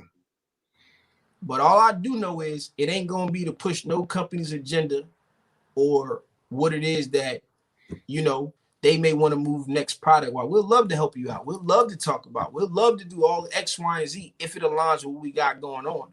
Right. You know, love to provide you value in exchange. Right. I could build it myself, but as a collective and what we'll be able to do for the community and for the companies that become a part of what we got going on, sheesh. Right. Sheesh. That's where them expos and stuff, that why you don't just do it, that's where this all comes from. Mm-hmm. We got to pick our small battles. I can't do it all. I can't do this by myself. Mm-hmm. She thought she was gonna get. She said you can't come till later. Well, I'll see y'all later. Yeah. Gotta have a meeting tonight. Can't do it. No, we need to have it tonight. You're gonna lose a little bit of sleep. Period. Got to set the stage, and that's me setting the stage for what I'm in right now. I'm at a struggle. I'm ready to walk away from it. When I tell you I put over $50,000 into this building, I'm not joking. It's more than that. I'm not even talking about wasted rent. Mm-hmm. I'm ready to walk away from it because I understand that I can't build up this print shop here, this storefront here on the road. So if they not going to take it on, and I'm gonna guide it, but I can't be here day to day. I got a bigger vision, a bigger purpose. I know this is a piece of it, but I'm perfectly fine walking away from it. Cut my losses now, giving it to my boy if he wanted. If not, letting it go on to the people, whoever wants it next. And this is a part of the process of business, you know. And it's a tough one, bro. You gotta sit down and make some tough decisions. Yeah. Period. Right. And this is a tough decision because I know how big this place can be. I just don't have the time to devote to building up a local print shop. Mm-hmm. Just don't have the time, especially not to me building it and pressing up all the shirts and traveling. I miss so many jobs and stuff. I just send them to other people. I send them to my boys because I don't want to not deliver because I don't have somebody here to be able to do it. Mm-hmm. So how many people does your team consist of? Right now it's 3. Mm-hmm. I'm adding the 4th already on board, so it'll be 5, including myself. Uh-huh. So it'll be 4. So I got a video editor now, t-shirt side hustle, and did some graphic design stuff. My best friend, who's my assistant, owns a boutique, and her best friend, who is the person that I'm counting on to run the store and to run the day-to-day on what we want to see happening here. Mm-hmm. And gonna be working with a content strategist to help me to get t-shirt styles running. Like, I got so many videos, man. It's just about uploading them to YouTube and turning them on and doing the proper SEO and all of that stuff for them or whatever. I don't even have to do the proper SEO, but You know, if I upload them, my editor, he'll make the edits to the videos, he'll make the thumbnail. I just gotta watch him, critique him, and I just want to get away from that. You know what I'm saying? He's gotten better over time throughout the process. And it's taken some time to get here, but he's doing a good job. And I'm making the edits have come less and less and less. He's kind of got the essence and the style down. Now it's just about, bro, I just forget to upload shit. Turn it on. You know what I'm saying? And I'm comfortable enough now where I'm like, all right, cool. I'm about to up your permission so that you can just upload the videos once we say they done. And I don't have to think about it. Now I have to go and do and schedule them and title them and SEO them and stuff like that. So somebody to take that off of my plate would be awesome. And really, you know, for me, it's about adding value. When you build a team, like I told the editor, like, all right, it's how much I'm gonna pay you. You know, we negotiate a little bit, whatever the case is. I said, bro, I'm gonna be honest, I want to pay you more. I said, when you can add value outside of, bro, this is like my editing style is, it's just cuts. Mm-hmm. When you can add value on top of what I'm doing, I'd love to pay you more, increase hours, whatever the case is. Mm-hmm. When you can take my lives and give me other content and chop it up and really add some value so that I got more to post and create, and I don't got to tell you every step of the way what to do, got no problem paying you more, but you got to add value. I already know how much money I can make. Even in this building, I know how much, if I quit everything that I'm doing right now and started printing shirts, I know I could get to $5,000 a month like that within like a 3-month span. Just by getting on Facebook and saying, guess who's back printing shirts? Yeah. Just like that. And then I can go build it and take it further, because I know what I never had was a place for people to technically come that was my own at the same time, you know? And just looking at the whole thing. So there's lessons that have to go on in every process of what you build and what you do. And it's up to you to figure out what you need next. But I really challenge people to stop looking at it as what stuff is costing you, and really understand that it's costing you not to do the things that you're thinking about, and just try it.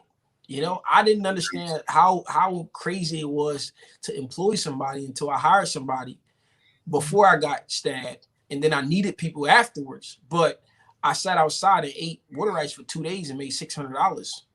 And I realized that I just bought back time. That's what hiring somebody is about, buying back time. Mm-hmm. So the hours, I don't know. The first day I probably made like $98 and I paid her for like 2 hours. The second day I made like $500 and something and I paid her for like 4 hours. I really just bought back 6 hours of time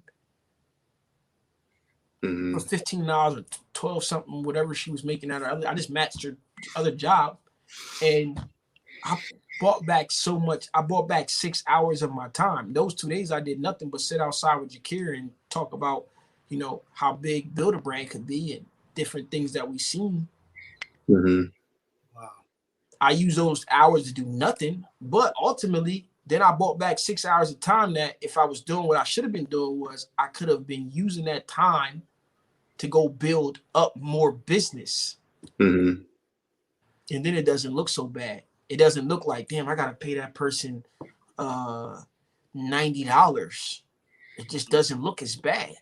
You know, even with the girl that's going to be working in here, I'm like, in the beginning, I got to understand the vision. I know it's going to cost me right now, and I believe it'll take 3 months to build it up. If I can just get the commitment from you that you're going to be here, no matter where I am, you'll be here, I can start to take business. And in 3 months, this will pay for the building. It'll pay for your salary, and I'm fine with that. We can build it up even further past that. Right. It's going to be baby steps. I give you a little bit every step of the way. We sat down and we cut vinyl. She never cut vinyl before. We wrote out standard operating procedures. We did some things that needed to be done. And it's stages. And on the backside, I know that I just wrote a course when we did this. I wrote a course that I could film and put on t-shirtsidesu.com as a course. I probably won't ever do it. I may, I don't know. I know that's a part of what's next, and I could charge 500, 1,000, or 2,000, whatever these people out here are charging for courses, or $97 or $30. I can do what I want with it. Yeah. Throughout this process, right? I always test things out and try to see where I want them to be at, and never forget what I'm doing it for. But again, there's levels of education or levels in this process. There's going to be different walls that we hit. And if nobody's there to talk to you, talk about the struggles of being a content creator and what I'm at right now, I know nobody's talking about it because nobody's ever been talking about it. Right. Mhm. Where you're going to run into a place where it's like, damn, do I keep printing or do I make content and go do what I'm doing? It's hard to do both in the matter of traveling and going to do things and running a business. Who's talking about it? I guess that means me. Hey, I'll figure it out. And the last thing I want to do is walk away from this building, but if I don't have the people to do it, it just doesn't make sense. Right. Makes sense. Right. Make it make sense. Sam Day said Epson needs to give back big time. With all the, especially the sublimation world, Epson's made a lot of money. Even now with the DTF, because I saw Epson printers as well. Charmaine said, trust the process. You have to. Fidel said, hi, Stan. And that's about it. Third Day T said, what up, guys? Glad you all okay. Man, thank you. Appreciate you showing up. Yeah. What who said what about somebody? Sam Day said Epson needs to give back big time. Epson ain't, well, you know, Sublimation and DTF printers. well, they definitely not giving back for DTF because their printers ain't intended for that.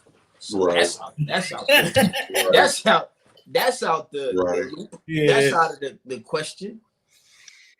You know, but maybe at some point they do make a print head that works better and they put a whole system behind DTF. That's what I think needs to happen in order for DTF to be great. Yeah. Even if you got a different body on the printer, they're all using these print heads from these few companies. Yeah. Elena T, gentlemen, great evening. Let the blessings begin. Good evening, good evening. But yeah, man, so it's the idea you have a great idea, man. I look forward to seeing it come to fruition and just seeing how far it can go, how many people are really down to get into it.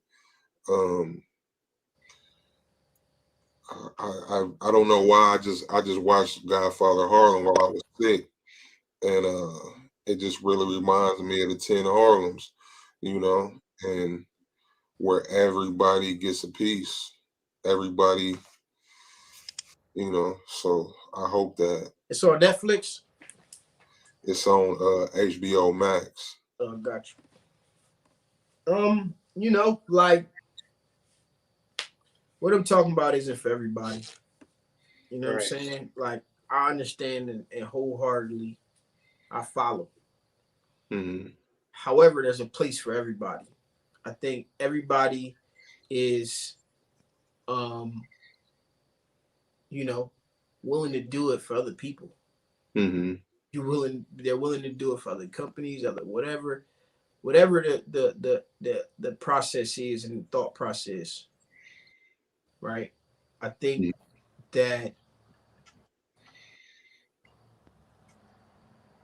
I don't know, man. It's you know, like listen, I've been on football teams where dudes only care about tackles. Right. Coach teams where dudes are my tackles. You know how you talk to that player? You know how you get that player to go and play special teams? You explain it to him how he understands, bro. If you get on this and this, you can go get another tackle. Right. Like, hey, listen, they don't. When the stats come out, they don't give a shit if the stat was on kickoff or punt. It's a tackle. It's a tackle. So if you get out here and do this, you can go get the ball. Mm. You can go get a tackle.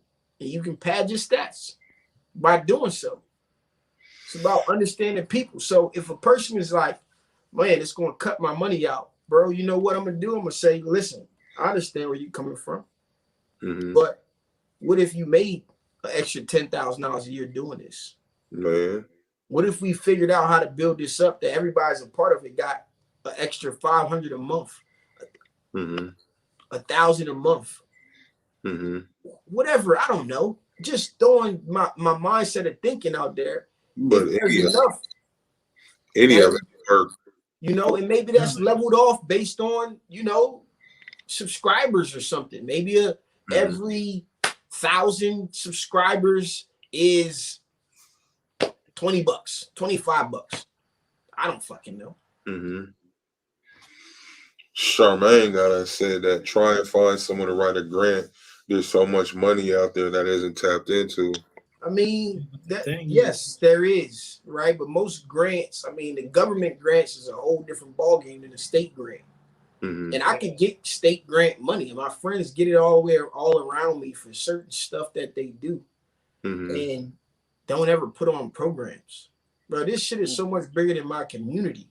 Even just right here, like, yo, I say this all the time on like my personal social. Bro, I'm Delaware's best kept secret. Yeah. There's people doing great things around me. Don't get me wrong. Great fucking things around me. And if I was just over there behind the scenes, it would be so much bigger just because they don't have a vision. Stuff that people are doing and getting notoriety for right now, I see vision for in different platforms. 10 years ago. Literally 10 years ago. And I say that to say is like, you have to be in certain situations. Certain situations to see and understand that.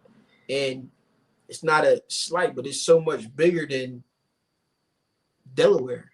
So much bigger than, and again, one of the books I want to write is called Average the Influencer.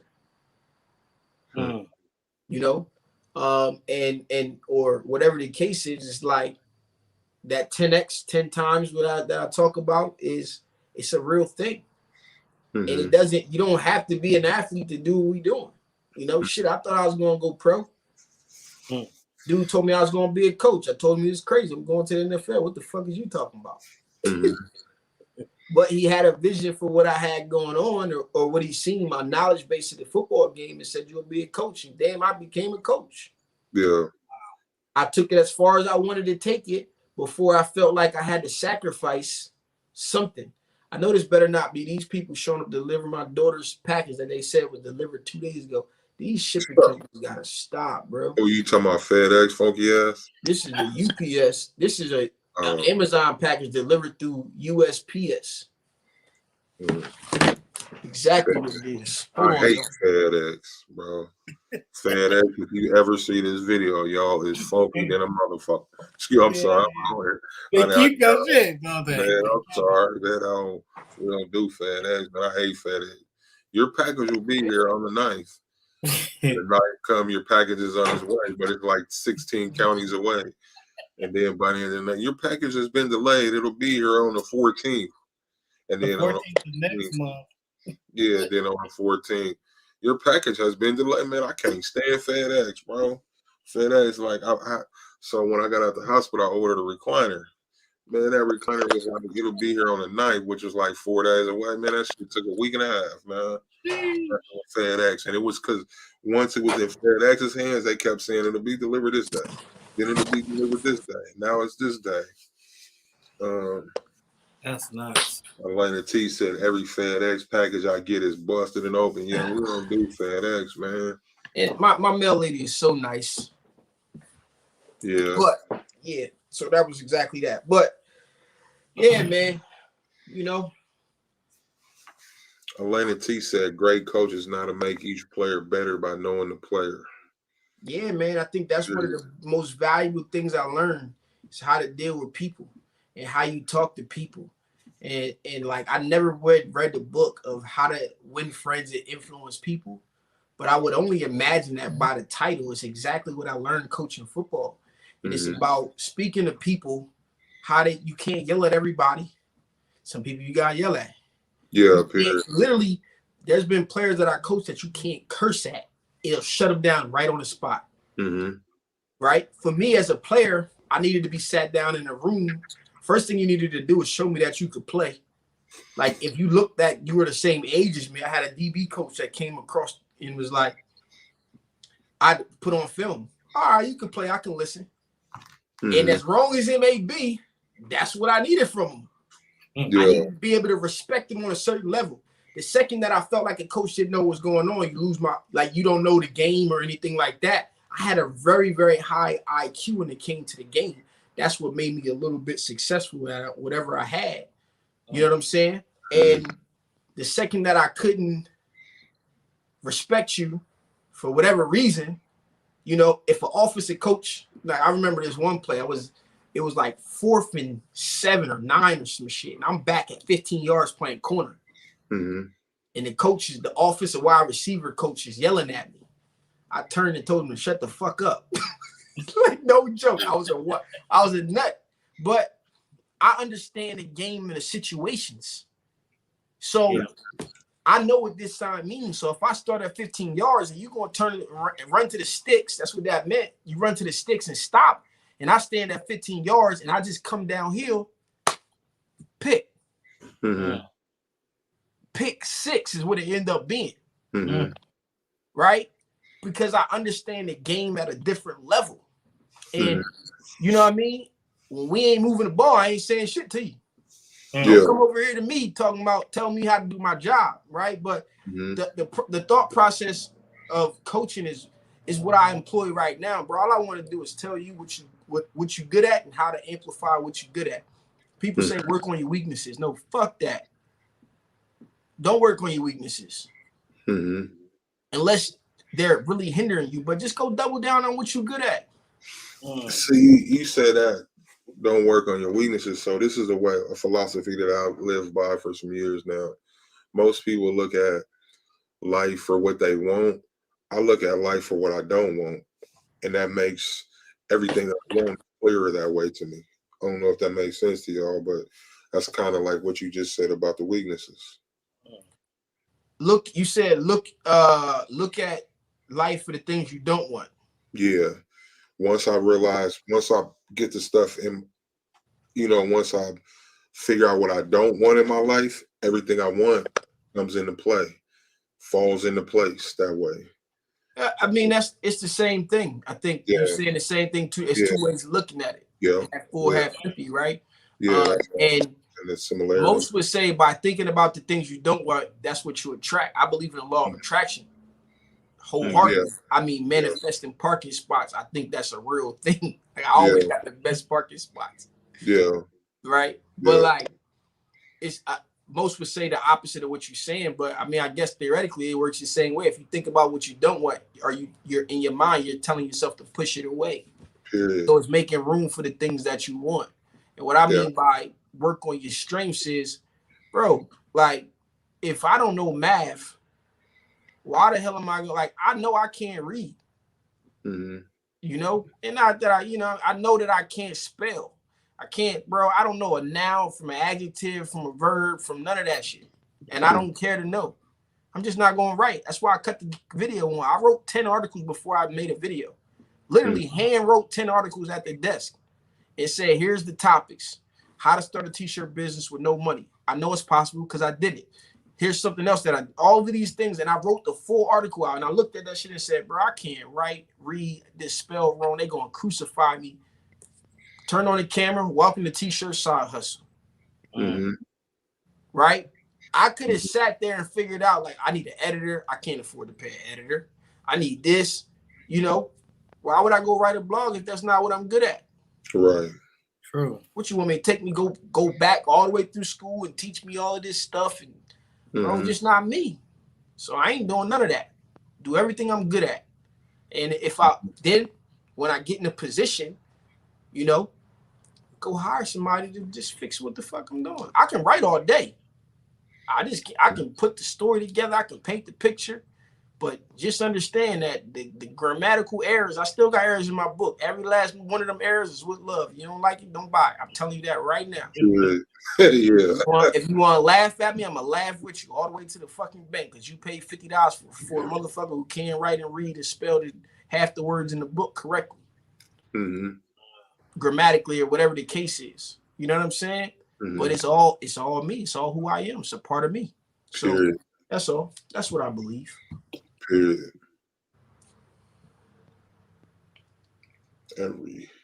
Thank you, Stan, for coming on.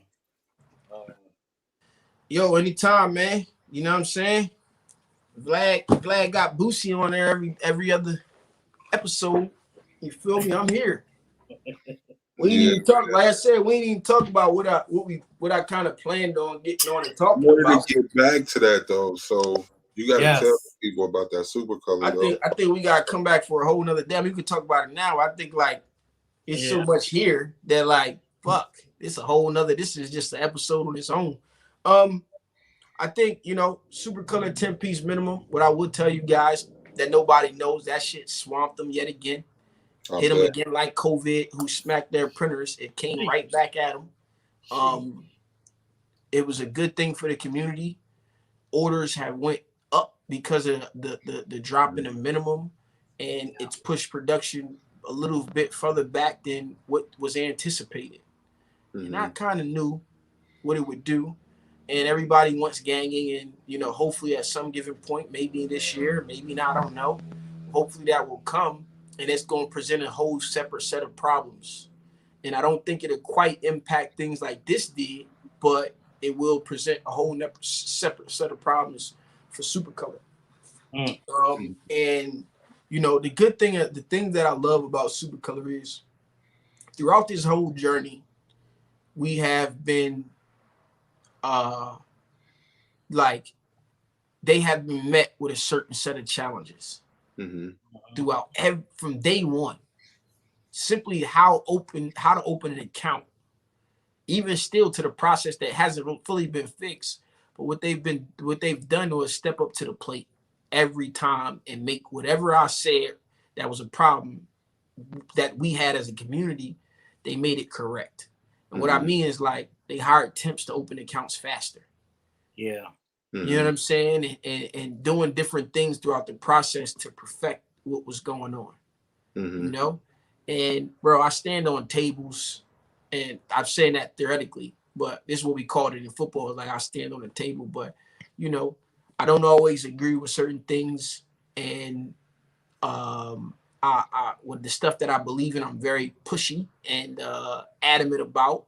And I believe it, you know, it'll affect us and cause change in what we want or whatever the case is. And I stand on the table for that stuff. And you may always have your say, but you may never get your way, right? And sometimes the things that you want to happen later on down the road, later on down the line, right? And throughout this process, you know, the point is we want to work with companies that listen, right? And when you present an issue, I want to work with a company that I know is going to make the issue correct, not companies that's just going, whatever. All right, cool. Go over here. And throughout this whole process, that's what they've done. And that's what I've been a part of happening. You know what I'm saying? And I'm fortunate, I think back in 2020, I just walked into the right company. I could have walked into any DTF company and felt great about DTF and been talking about a full color company that was a DTF. Excuse me. I don't think any company would have been able to meet these issues the way that Super Color has met them, right? And that's what I feel like is important, right? I could, man, I've talked to DTF people, companies and stuff, people who provide the service to people, the transfers to people, and I can break down and have these conversations about the problems and the things that will make them make an impact in what they have going on, but none of them can execute on it. You know what I'm saying? And none of them can execute on it at a level at which we would need to as a community, because once I put my name or somebody puts their name over, we've seen this happen with Reyes and Monkey Prince. Yeah. He broke the business, you know, and it would be a shame if I didn't learn from that experience. So when I walked in, the first thing that I asked was, can y'all handle the volume? How much more volume could you take? And that was one of the first conversations that was had. And it wasn't a volume issue at that given moment, but it was a account opening issue that I didn't know. I didn't foresee, right? And so what I've learned is I need to experience everything that I do as a customer coming in. I need to see how, and I order from accounts that, you know, into places that ain't my name, that ain't my house. I want to see what the experience is going to be like for the person coming in off the street. I know what I'm gonna get because it's me. Shit, but I can't even call Supercolor and get my transfers pushed through if I needed to. You get what I'm saying? Because it's so much of a process that goes into it, and it's operated by people, but it's not ran by people of a sort. So it's certain things that just can't happen. But, you know, being willing to make things right, I think, is important. And so, like I said, it would have been a shame for me not to learn from that experience. So as I grow and I get into this stuff, you know, I was very, very fortunate enough to walk into the right company that could handle what neither one of us seen coming. But I knew it was a product that we needed as a community. And now it's about shaping it. It wasn't made for us.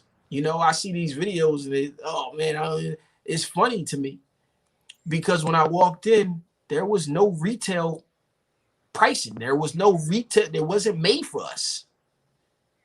You know, and that's what I laugh at. And it's funny. And, you know, everybody's entitled their opinion and whatever the case is, you know, but some of it is just is super funny. You know what I'm saying? And that's become a part of this whole thing. And I think, you know, this is a clip that you guys can pull down for Instagram or whatever the case is, because that's ultimately what's important. That Supercolor's listening to what it is that we want as a community, and all these things. If I had a camera on me the day that I walked into Supercolor and I said, "Yo, Y20, yo, where's the 12, the square? The whole industry was built on a 12 by 12. If you screen printer, you know, it's 12 by 12. And, you know, hey, what about this? And hey, where's the gang sheets and all of this stuff? And I'm now a person like, I don't even want the gang sheet. Y'all can keep it. I don't care what the people say. And just because from using it more and thinking of back to cutting up transfers and how much time it takes and all of that stuff, you throwing shit on there that you really don't need. And, you know, and everything, some people, it's about the cheapest price. And I remember me at that cheapest price moment. But now I also remember me now where I'm at this given moment. And I'm like, this shit's about time. Yeah. Right. So, you know, that's kind of like a part of it. I think, you know, certain other things in the industry that come, I guess maybe after the next, whatever the next announcement is from them, whenever that comes, we can have that live, or we can just get on live and just talk about this specifically. I think it deserves, on top of what we just talked about, it's like so far left than what was going on. But like, bro, you know, some people think it's about transfers. That shit ain't even about transfers. You feel what I'm saying? Like, me bringing that to the community was about access to something that wasn't made for us. You know what I'm saying? And how you use it to make money. If you don't feel like you can't make money with it, then don't use the shit. I don't care. At the end of the day, you know, but if it's for you, then use it, and use it as a means to get you where you want to go. You know what I'm saying? It's a means to get you. If you want to buy DTF equipment, you can't quite afford it right now, and whatever it may be that you want to, because use these companies, because they're going to use the shit out of you. And all they care about at the end of the day is selling more product for the most part. Sometimes aligning yourself with people, and you meet people and you have conversations and you see what it's all about, and stuff naturally fits. And how many situations that come across the board where somebody may have a problem, and what people or companies are willing to do to make it right can show you all about who they are. So the alignment of me being for the people and Super Color being for the people, it just naturally walks in the right direction. And I think that is the beauty amongst what's going on throughout this process. And a little bit of that is me saying, hey, yo, listen, put my team on, put these other content creators on and give them an opportunity and support what they got going on. And that stuff is what's important to me on the back end. And they've been willing to take a chance on, what I've seen for their business outside of anything else as well. Mm-hmm. Man, I want to double back, man, because this is an important question that I forgot to ask. So with your idea, I don't know another word to put it for the coalition idea. That's the only word that comes to mind for me right now, but collective, yes, because that's better. Collective idea. Do you feel like the shows, the ISSs, the magic shows and stuff like that, do you feel like there will be a pushback from them? Bro, I mean, what they say, you might know this, you might know what I'm about to go to after I give you a little, set the stage a little bit. You can get down, or you can lay down. And if you lay down, you're gonna stay down, bro. There's been a shift in this. There's been a shift in every industry. Period. That little dude in his garage trying to move books had a bigger vision. He just started with books. Yeah. Sheesh. Yeah. And Toys R Us, dead. Kmart, dead. All of these pieces along the way. Mm-hmm. And here's a small company that ends up buying Whole Foods. Mm-hmm. Even when you look at Steve Jobs and Apple, what they did. I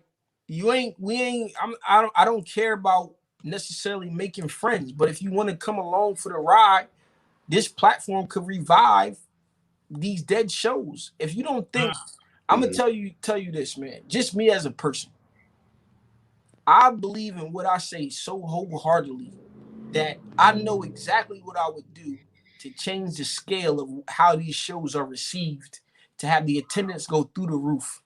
Yes. Right? And these companies, they have a high turnover rate, let's say, which means the people in the inside of their businesses keep turning over. Mm-hmm. And I don't know, you can push back all you want. Push, pull, fight. What I will say is I'm gonna take the stairs. So if it don't happen for 5 years from now till I get this thing where I want it to be or where I believe it could be, I'm all right with that. But don't get me wrong, when I say everybody can party, they can step up to the plate and come help and put some effort behind, provide some expertise and things that I can't even see right now because I'm just still at this wall. They know what's on the other side of the wall. They over there. Right. Mm-hmm. So given your track record, you would think, I don't know. I'm saying your track record, not my track record. Your track record, you would think. But you're a part of my track record. That's the way that I see it. Part of it. But you had that ability, man. And you already started it before there was even a Mike Tees or anybody else that you have brought with you. You had already started it. So you think that back you would continue, whether company, small crafter, or whoever it is, you would think naturally they would just fall in line. Like, okay, this is what it is. This it might happen, but we're gonna continue to support you and move this forward. Or however. Companies don't know how to receive different. Nah. What I think about is outside the box, bro. Like, I can freely talk about Circle Clothing, right? And bro, what I asked them to do and the amount of money that I've learned after the fact, like I see Circle Clothing that before I even I touch the product, when they reach me with masks, I'm like, nah, bro, that ain't it. That mask ain't it. I can't do that. Mm-hmm. Then we talk again months later, and I'm like, I need some black hoodies. Send me some hoodies. And I get the hoodie in my hand. I'm like, holy shit, this is a fucking great hoodie. Stan, one thing I want you to take back to Circle. They t-shirts got that big ass Circle clothing printed on the inside. Hold on, I got you. I'm when I tell you I'm 15 steps ahead of you, right? Yeah. So cool. These things were already in place before I even came around. Yeah. Right. But I look at what they're doing and I'm like, man, I see so much potential here. I'm a visionary. Mm-hmm. And I say, you know, they were about to go make 2 women's hoodies. And it was going to be an orange and some other color. I'm like, why the hell would you do that? Scrap that whole idea. Yeah. Mm-hmm. And then I'm like, right now, I'm like, I can't help y'all be gilding. I think y'all doing yourselves a disservice. I think you should be going in this direction. I think the stuff is underpriced. I made them raise their price. Mm-hmm. Oh, shit, Stan, why you do that to the people, right? Because I understand companies also still have to make money. And it's still worth it. The prices are bad at all. It was way underpriced. Yeah. And I already knew, I foreseen the issues that they were going to have. Y'all, people, we love free shipping, right? Ain't no such thing as free shipping. It's called amortization. And prices the shipping is amortized into the price per piece. So then you have to calculate how much shipping is on a box, or when it comes to $200, how much is shipping, right? And now you have to take how many pieces of the garment can fit into each box that would get that person to how many t-shirts fit into a box to get them free shipping, and divide that by the cost of shipping, and you add the 10 or 15 cents into the price. That's what free shipping is. I'm just keeping it funky, right? So if they don't account for that, which at that given moment they didn't account for, if they don't account for that, they're going to lose money. And if they're losing money, what service can they do to the community if they're not making money? Or they not making what they should be making? Right. So now making these small corrections into what's going on and what I'm thinking about, I got to think about it from both sides. I'm a consultant and I'm here for the people. I'm here for the people first, but I'm not going to go. I can't work with a company. First and foremost, I had to walk into something. I said, y'all can't. I know the margins in this industry. Y'all can't even afford to pay me. Yeah. So before we can even work together, you got to do X, Y, and Z to raise your price to even afford to be able to pay me. Right. This company I still have never worked with, but they did raise their prices. And it's by my choice to go. I haven't gone any deeper with it. And I've still given them more information or whatever the case is. I'm not specifically talking about Circle right now, but just think about what I'm thinking about on the backside. A lot of people are like, what are you doing? I put in one of my recent videos at the end after the outro, what I do when I'm traveling. And it was a conversation about DecoPress. The last video I dropped on DecoPress after the outro, I talked about my man Ron G's and him ordering. He won some DecoPress patches, but he had a super color print there. And it was on the loading dock. So I went to go find his super color print so I could match it to see how the colors match to his super color, because it was very, very important that these two colors match closely. If he just received the patches or he just received the transfers, the color looked awesome. But the whole point of this whole shit was to put them together, put a super color print, put a little thing here, or put it on a hat from DecoPress, or like a locker tag at the bottom, and the colors match. It's important. It was not important, or it wasn't even a thought process by super color or DecoPress at the given moment. And then it becomes, all right, I'll bring it to the table. Does it even matter? Yeah, it fucking matters. It matters a ton. You want me to have 2 different color prints, and why wouldn't they match? Right. So looking at that entire thing or process is like, yeah, well, it matters. So a part of what I do for companies as a consultant, besides like the marketing, looking at stuff and having an idea, it's completely different than me making a video on my platform, right? And what I'm doing is I'm making sure that the things that we care about are implemented into this inside of the businesses. You feel me? When we talk about what makes people unique, This is a quality that you guys may not even have in your arsenal of stuff. But I look at myself when I used to market the book publishing company when I was 23 and I was on tour, when I did graphic design and I used to provide marketing materials, and then I learned to build websites and I did coding and all of this stuff. My degrees in computer science. I also majored in information technology. And then, you know, I was a photographer for a part, you know, able to really take all of these experiences in life and tie them together. What I do right now is that's where I'm at in this process. Mm-hmm. You know, it's a collection of all of my experiences that prepared me to do what I'm doing right now. This is my unique quality outside of what I thought my competitive advantage was for my platform. If you're a small content creator, you know, it's very easy to go out and some people send me videos and I flat out say, bro, I can't help you be me. Mm-hmm. And I mean it respectfully. Right. You know, I've gotten videos from people and they crammed all of what I've talked about amongst over the years.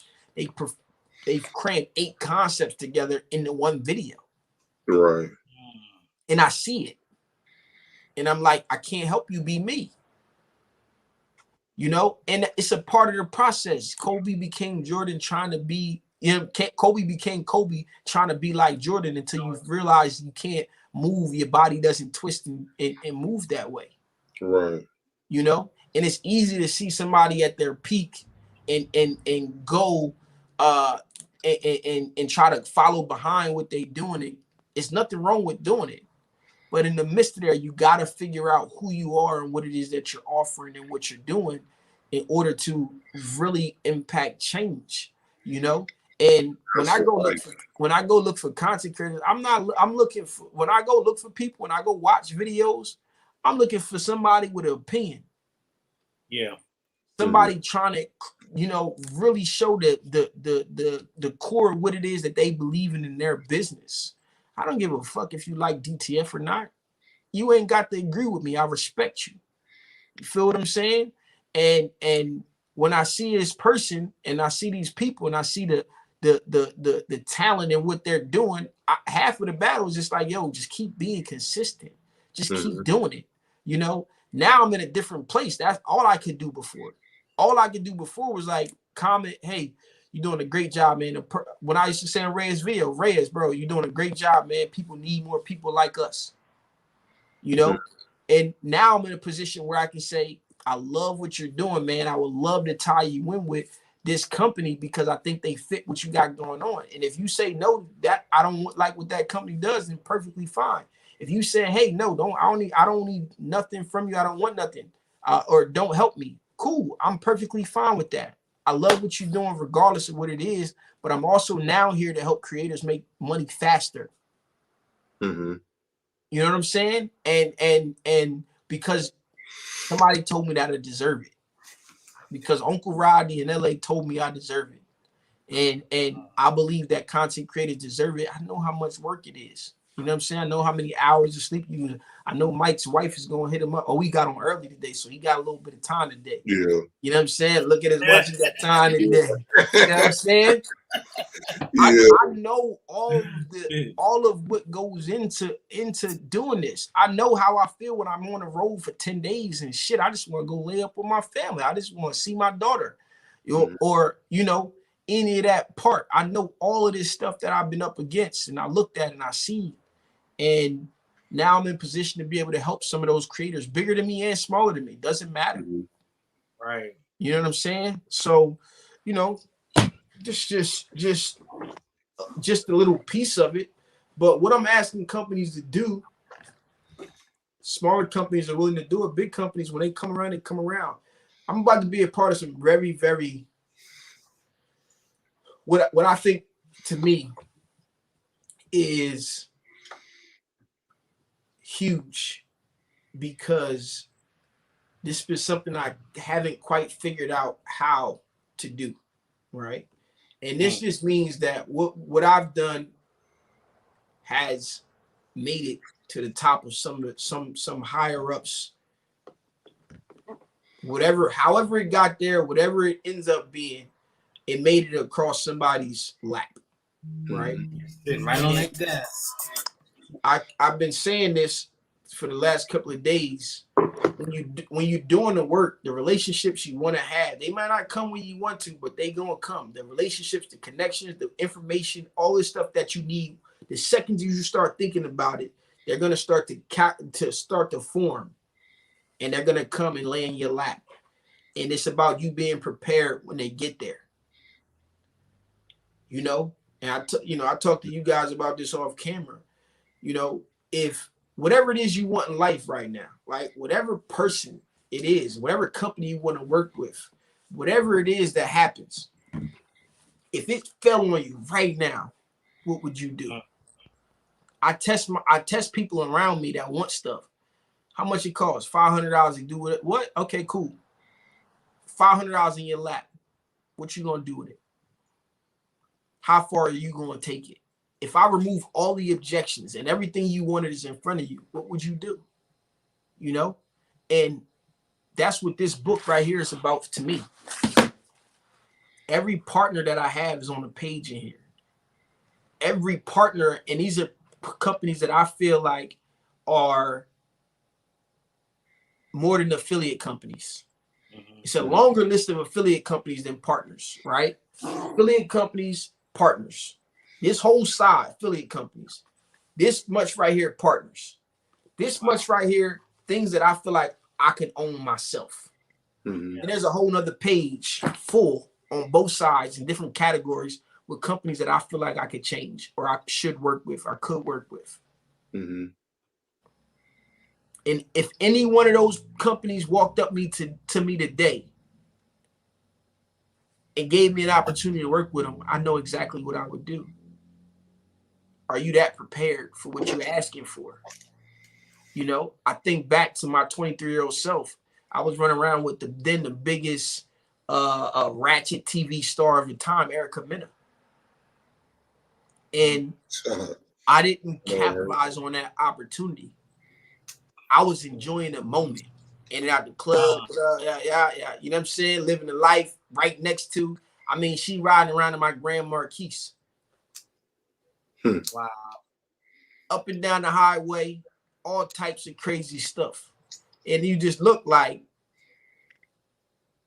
I'm just in the moment. You know what I'm saying? And the biggest thing at the time, right? And I got pictures and stuff to prove it, but I didn't really capitalize off of that opportunity. When it all went away, I had nothing more than those memories that go along with it. You know what I'm saying? And I learned from that. So now it's about capitalizing off of opportunities. Put me in a room. Just put me in a room with somebody willing to listen. And I know what I'm going to come out on top of doing. And I've done it enough that like, okay, I'm going to prove it. Okay. Now it's about, first thing is about proving it. Then it's about getting the compensation after proving it. Right. Now I'm at the point where I already know what I can do. I need the money now. Period. And I want you to go give these dudes some money. If your bigger goal was to get here, I can't do that by myself. Yeah. I can help you get there. I can do a lot by myself, but at some point, we need to go get a few other people to help me do what I need to do. That's other influencers. That's people that you'll never see behind the scenes. That's a video editor. That's a content manager. I got some people on my in my Rolodex at this given point that I believe if I band together with a certain person, we could take this industry over marketing wise for all of the right companies. But again, that's the vision I see. That's the thought process.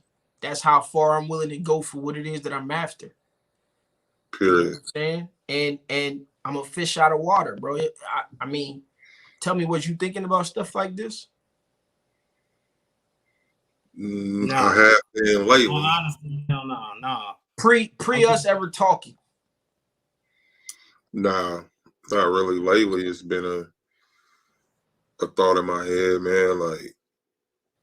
Like you say, pre us ever talking and stuff. This is another thing like people don't know. This is the behind the scenes stuff, but definitely lately my wheels are spinning. I was just talking to Mike Tees about this yesterday. Like if it's at a point to where this is it right here. This is we got to make this shit work.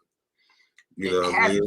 Half of like I think about coaching these kids, and I just tie everything that I do into football and life or whatever the case is. But like when we used to travel, I was a young coach still playing college ball. We used to travel in the summer times in the off season with these high school kids. And Chris Godwin, winner of a Super Bowl last year with Tampa Bay. Mm-hmm. Andre Patton, who's now with the Eagles, was with the Chargers. Darnell Savage, who plays corner for Green Bay. I think those are the three. Brian O'Neill, he played tackle for the Vikings. I don't know if he got traded or not, but these 4 kids were on the same team. And the whole purpose of what it was to take them kids from from Delaware and go to Pittsburgh and play in tournaments and then go to nationals in Florida. And me and my homeboy just had this conversation. You get tied up in what you see right in front of you. You know, you get tied up in people at your level and what people are doing and what's going on right here in this area. And the whole point is that we need you to understand that you're competing against everybody else in the world, every other state. You think you just because you're the best in your team and your state, you all state here, but it's 50 states. Yeah.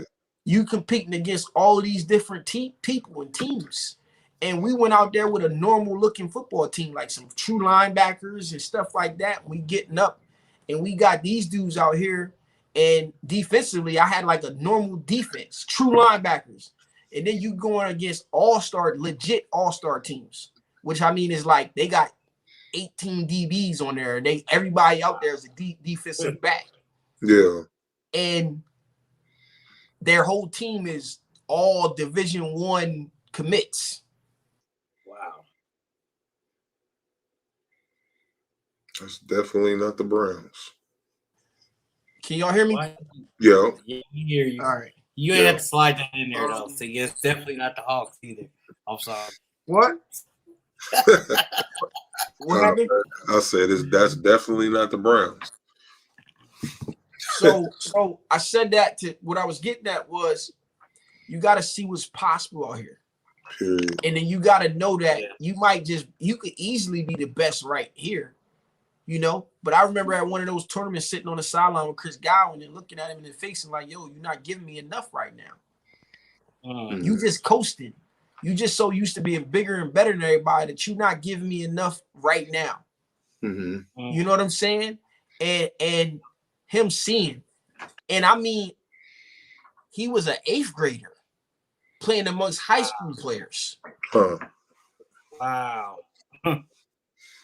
He was early, like never had played, like very early in the process. Mm-hmm. But now we taking you somewhere so you can understand the level to which you're playing on. Mm-hmm. And you can see what's possible. I'm here to tell every last content creator in this space that's trying to get out and get it. You know, bro, it's going to feel oversaturated. It's more y'all than the motherfucker. Yeah. Right now. You know, I think I got in at a very, very good time because it wasn't quite as good. Right? Yeah, the pandemic didn't help.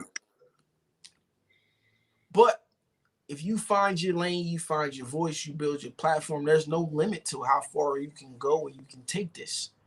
Mm-hmm. And I mean, I don't know if any of y'all going to dream I hope some of y'all start to dream bigger than me. And really just start to put the plan in action to figure out what that may be. Yeah. You know what I'm saying? And the scale to where you can go is as big as you believe you can take it. but you got to know what's possible. I'm here to show you guys what's possible of a sort because fuck. You know, the fact of the matter is, if I'm able to build what I said I want to build, the way I say I want to build it, that means it's up to one of y'all to come up and say, shit, we can build this and do this way bigger. Yeah. You know, and I'm talking about, I mean, the minimum I would need to do half of what I want to do is $100,000. It's probably more. I don't know.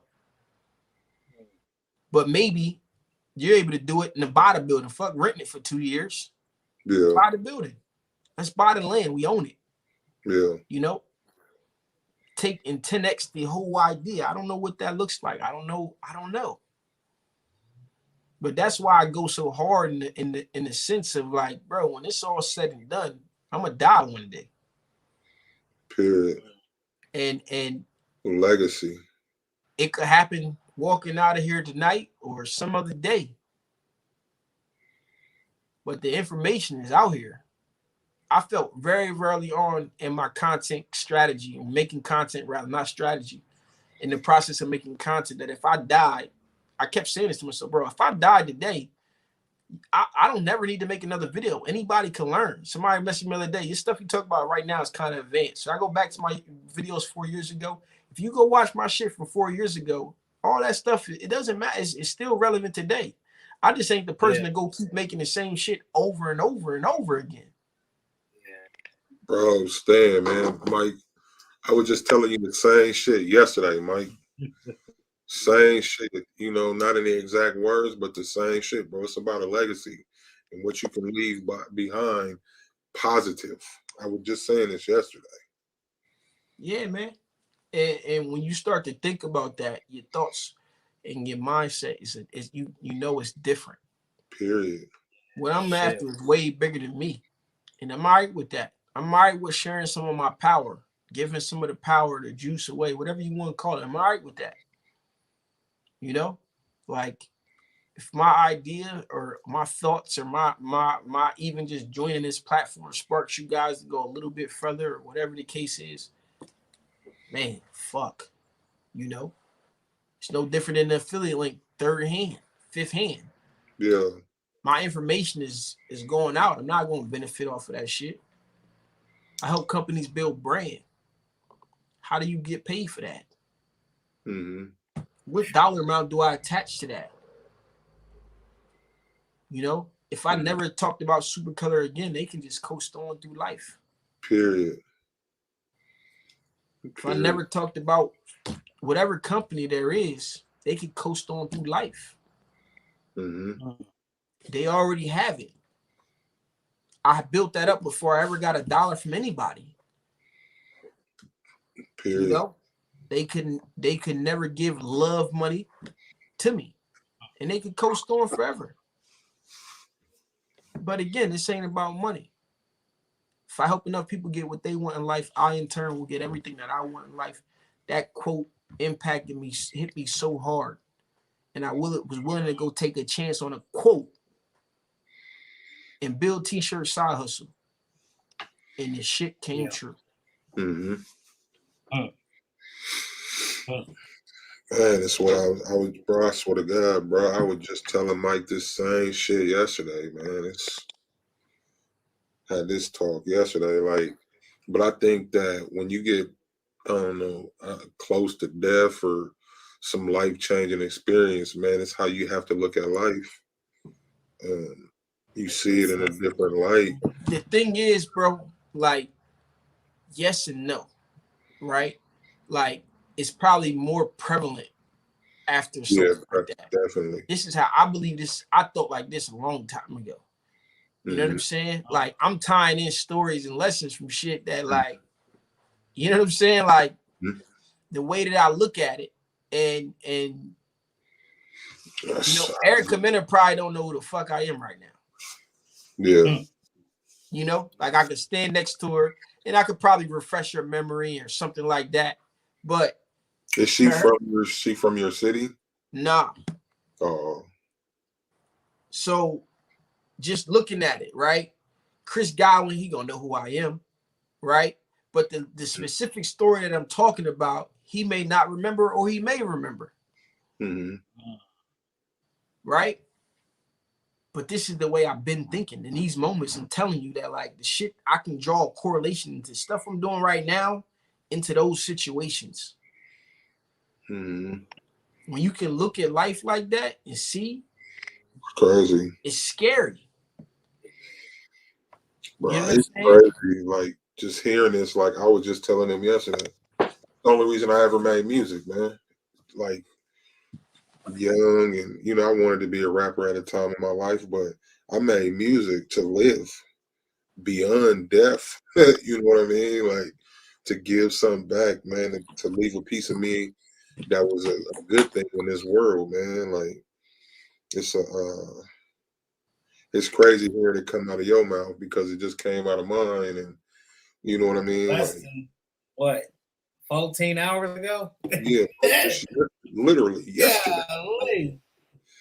Like I was just telling Mike this shit yesterday, bro. Last That's night. why I was calling you earlier when he went on. Like, this is Yeah. great.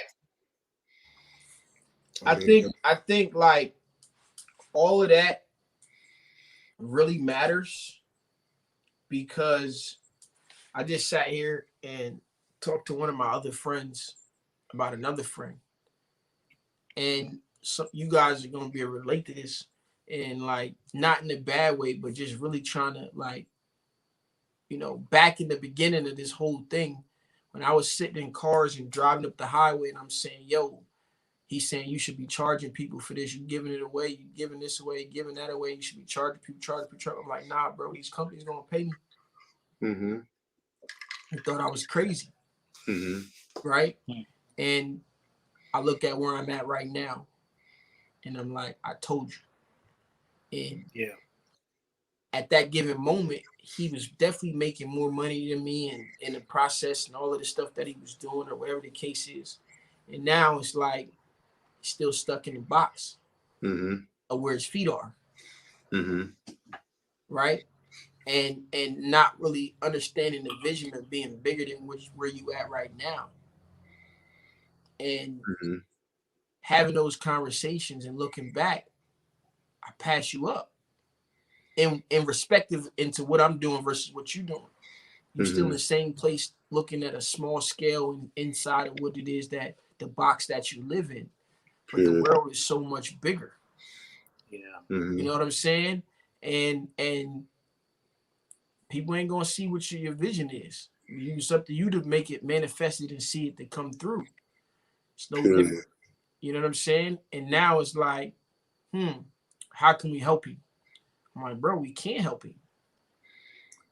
He has to help himself to see bigger and want bigger. And I mean, outside of traveling, I mean, really want more. You know, when I say like, bro, what I'm talking about is way bigger than Delaware. I'll never get the notoriety around in my area for what I'm doing. But I don't do it for notoriety. For what I'm saying, like that's just where I'm giving back at a worldwide level. I mean, I'm on the internet talking to a dude in UK about a DTG business. What the hell? Yeah. Yeah. And I believe every word that I'm saying. I believe every word that I'm saying. I don't give a fuck if you believe me or not. I believe everything that I'm saying. And I know if you put the work behind it, I know how much you can make. I know because I did it. Man, I'm ready for it, man. Period. Hey, Stan. Oh, I'm coming to Seattle, bro. I don't live there no more. I'm in Oregon. How far is it? I live in Eugene, bro, right down the street from the Ducks. How far is it from Seattle? 6 hours, give or take, driving. How is it a flight to come right where you at from where? It's like the flight is like an hour and a half. Might make that work. When you going? first week of December. December 1st to 6th. I'm not 100% sure, but I'll be in Seattle. Oh yeah. I just know what's up in that area. I don't know what the hell. I'm the king of going somewhere and then ending up somewhere else before I go home. Yeah, for sure. Yeah, Seattle, man, you'll like it, man. It's different from when I grew up. For me, living there, but it's a lot of shit to do, man. You'll enjoy it, man. I mean, I'm going there for work. Yeah, I'll have a day or so for myself, but good food out there too. yeah, you know, I don't know. I might be able to make it work, you know, and figure out where I'm at and be in the area. I'm looking at the calendar right now. This shit is bananas. I'm like, yo, I can't think 2 months in advance. I don't know. I'm trying to like map it out. And now, you know, I got like my daughter and different, you know, so I'm trying to like craft all of this stuff in a circle of how it fits into the big puzzle. Sheesh. Fidel says Supercolor solved a big problem for me, and I would love to get permission to review them with my honest point of view. You don't need permission, bro. Do what you do. Yeah, man. Fidel, I think you met him at the ISS show, right? I did meet Fidel. Yeah. One of the real printers out here. Yeah. Real printers of America. Yeah. What's up, Black Excellence Brand, Nicole, Educated Natural. Glad y'all tapped in. Y'all got to start from the beginning. Sheesh, a lot of people still here. Yeah, Taryn. Fidel, make the video, Fidel. Make the video, man. Frankie. Man, Elena T has some good comments, man. We missed back here because we was talking. She said that you have to move in plain sight, and when you need to be seen, reveal yourself in numbers and power. Period. She said there are plenty of people who are supported by big wigs, and the big wigs are unknown to the masses. She said, is the packaging, change the packaging and they will receive it. Yeah, big time. Yeah, that was some pretty good comments, man. I had to read them. I forgot to double back. See, and that's a part of what I'm saying, right? That last one, change the package and they will receive it. I ain't changing shit. This the packaging you get. This is who I am. You know what I'm saying? Like, this is who I am. The first time I did something with Total Wing Solutions, I was like, what y'all want me to wear? They're like, yeah, wear some khakis and a polo. Guess what I showed up in? Jeans and a shirt. Jeans and a t-shirt. Jeans and a t-shirt. Yeah. This is who I am, bro. Yeah. And if I gotta change to work with you, sorry. I feel it. I am sorry. You know what I'm saying? If I curse too much, you don't want to work with me, I am sorry. I understand. You know what I'm saying? As long as in my opinion, as long as I ain't out here, I don't want to go into, I can't say the details, but doing some of these things that I wouldn't agree with. Yeah. You know what I'm saying? Like, we know what people lose endorsement deals for. Yeah. You know? And just off the allegation, true or not. Right. Yeah. Those things I don't deem as acceptable. And everything else, I am who I am. Right. You know? And bro, if some of the stuff that I hear about behind the scenes from some of this stuff that go on, just like being in some of these rooms, anything I do right here ain't half fucking bad. Yeah. like I ain't the guy that, like, if some of these conversations surfaced on social media or things that I've heard and been around, I ain't participating in it. Yeah. Bro, they not, you can't get me drunk. Yeah. I get drunk amongst my people. I had 2 drinks. I'm not getting drunk. I don't care what you say. It's that's where it's like, oh, buddy, okay. But cursing and tattoos and this ain't nothing, bro. Yeah. It ain't for everybody. I understand that, but I'm not willing to change the packaging. I just make what I can make. I know I could make more if I put on a khaki suit and I said, hi guys. This is what we have here today, and come over here and I'm gonna show you everything and be super proper. And I'm not doing that, bro. Give me my Versace shoes, my jeans, my fitted, tattoos out. I'm gonna stand and flex and put the face on them. No, I feel it. Yeah. Feel it, man. That's why, man, I used to see my YouTube videos, and bro. then I'm gonna go sit next to Brother Ernest with 2 wives and ask him how he doing. Yeah. And then I'm gonna sit with my homegirl Stephanie from High Range Trading Co. who make my tie-dye leopard print t-shirt and be like, yo, you doing some great stuff, man. Yeah. Man, I got the weirdest group of friends out here. I'm trying to tell you, it's the widest. I don't know if it could get any wider. Yeah. You know what I'm saying? I'm gonna go sit at the table with Rum. Oh, Frankie said he just made his first order with Super Color. There you go. You know what I'm saying? So, I don't know, man. I'm here. Whatever else y'all got. If not, I know what I wanted to do before this live. Yeah, man, we man, we could end. We can. It's been 2 hours and 40 minutes, man. Yeah. Appreciate everybody coming out, rocking with us, picking up this message, these gems that Stan has dropped for us. He just came through today, but he coming right back because we still got to discuss some other things. Oh, Stan, this is from your boy Sean, SE shirts and hoodies. He said he's still waiting on his box. His what? His box. What from box? Circle Clothing. Yeah, His he said he's still. Yeah, he said he's still waiting on his box. I mean, he called it on the show, so yeah. But I probably do own a box. I owe y'all affiliate link and everything. Listen, I'm over my head, bro. Busy. I got $1,000 worth of shit in my Circle Clothing cart for somebody right now. I just gotta press buy, insert the address, bro. That shit take time. It's a lot going on.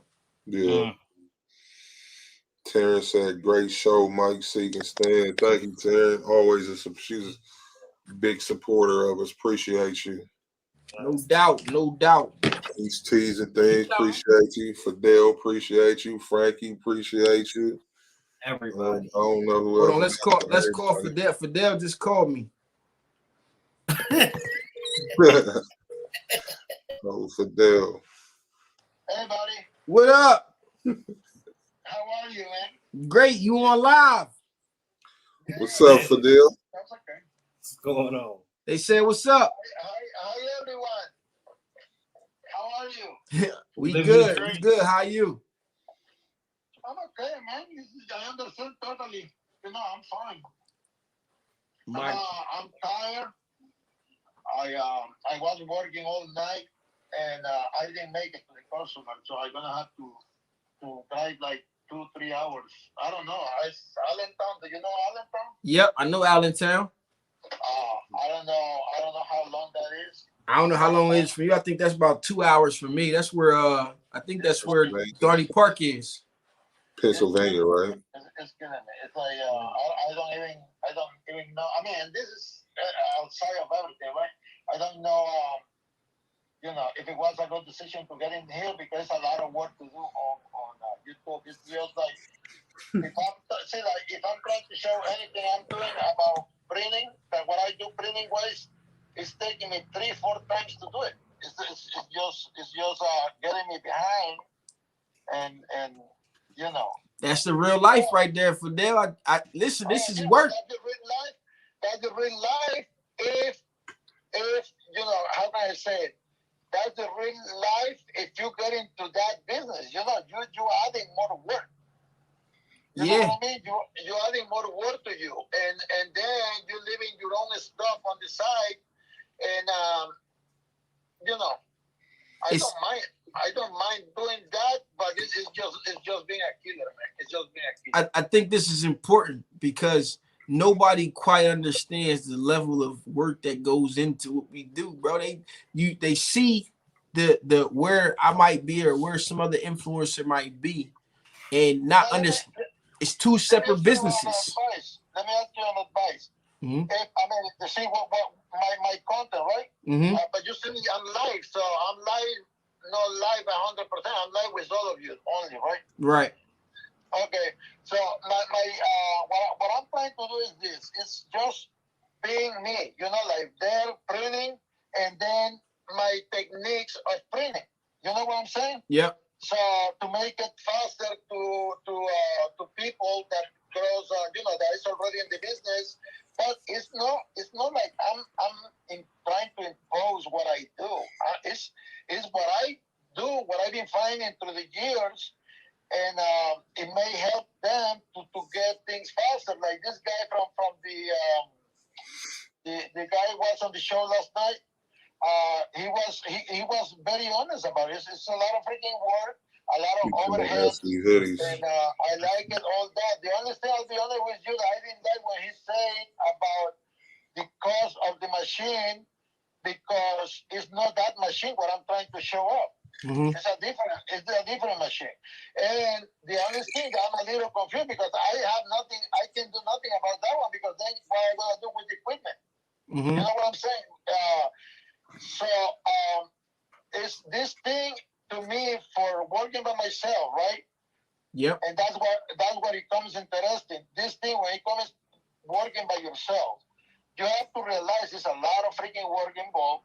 You really have to love it, you know, to get to it. Because if you don't get, if you spend all this money and then you sell it for part of a thing, I don't, you know, I'm opening your eyes. It's a lot of work. You are a hard worker, go for it. If you're not hard worker, just leave it alone. But that, I don't know how many people is gonna get mad about that. That is one of the questions, right? So right there. So man, I say this to say your experience is your experience. Your truth is your truth. Yeah. And I'm gonna say this about like the creating the content around it. I seen a video from a young lady one time, and in the video she made a disclaimer, and I feel like her disclaimer was directly a part of the beef that was going on at the time, and being afraid. You mean like made the disclaimer to the company itself? No. These are just my views. Don't come after me for what I feel. This is just my experience, right? And I feel like she made it because people have opinions about what other people are doing. Yeah. Because they're trying to push it, exactly what you said. I'm not trying to push nothing on you. I'm just sharing my experience. And if that is what you're doing, sharing your experience, you don't have to go and give a disclaimer in order to do that. Just do it. And the people who is for will receive it. And even if they don't receive it right now, later on down the line, they might come back to that and say, yo, I remember when Fidel was talking about this here, and it became a part of what they did, right? There's probably there's a lot of this process that bro, it's so much that I could have done to be a better printer with the right people around me. I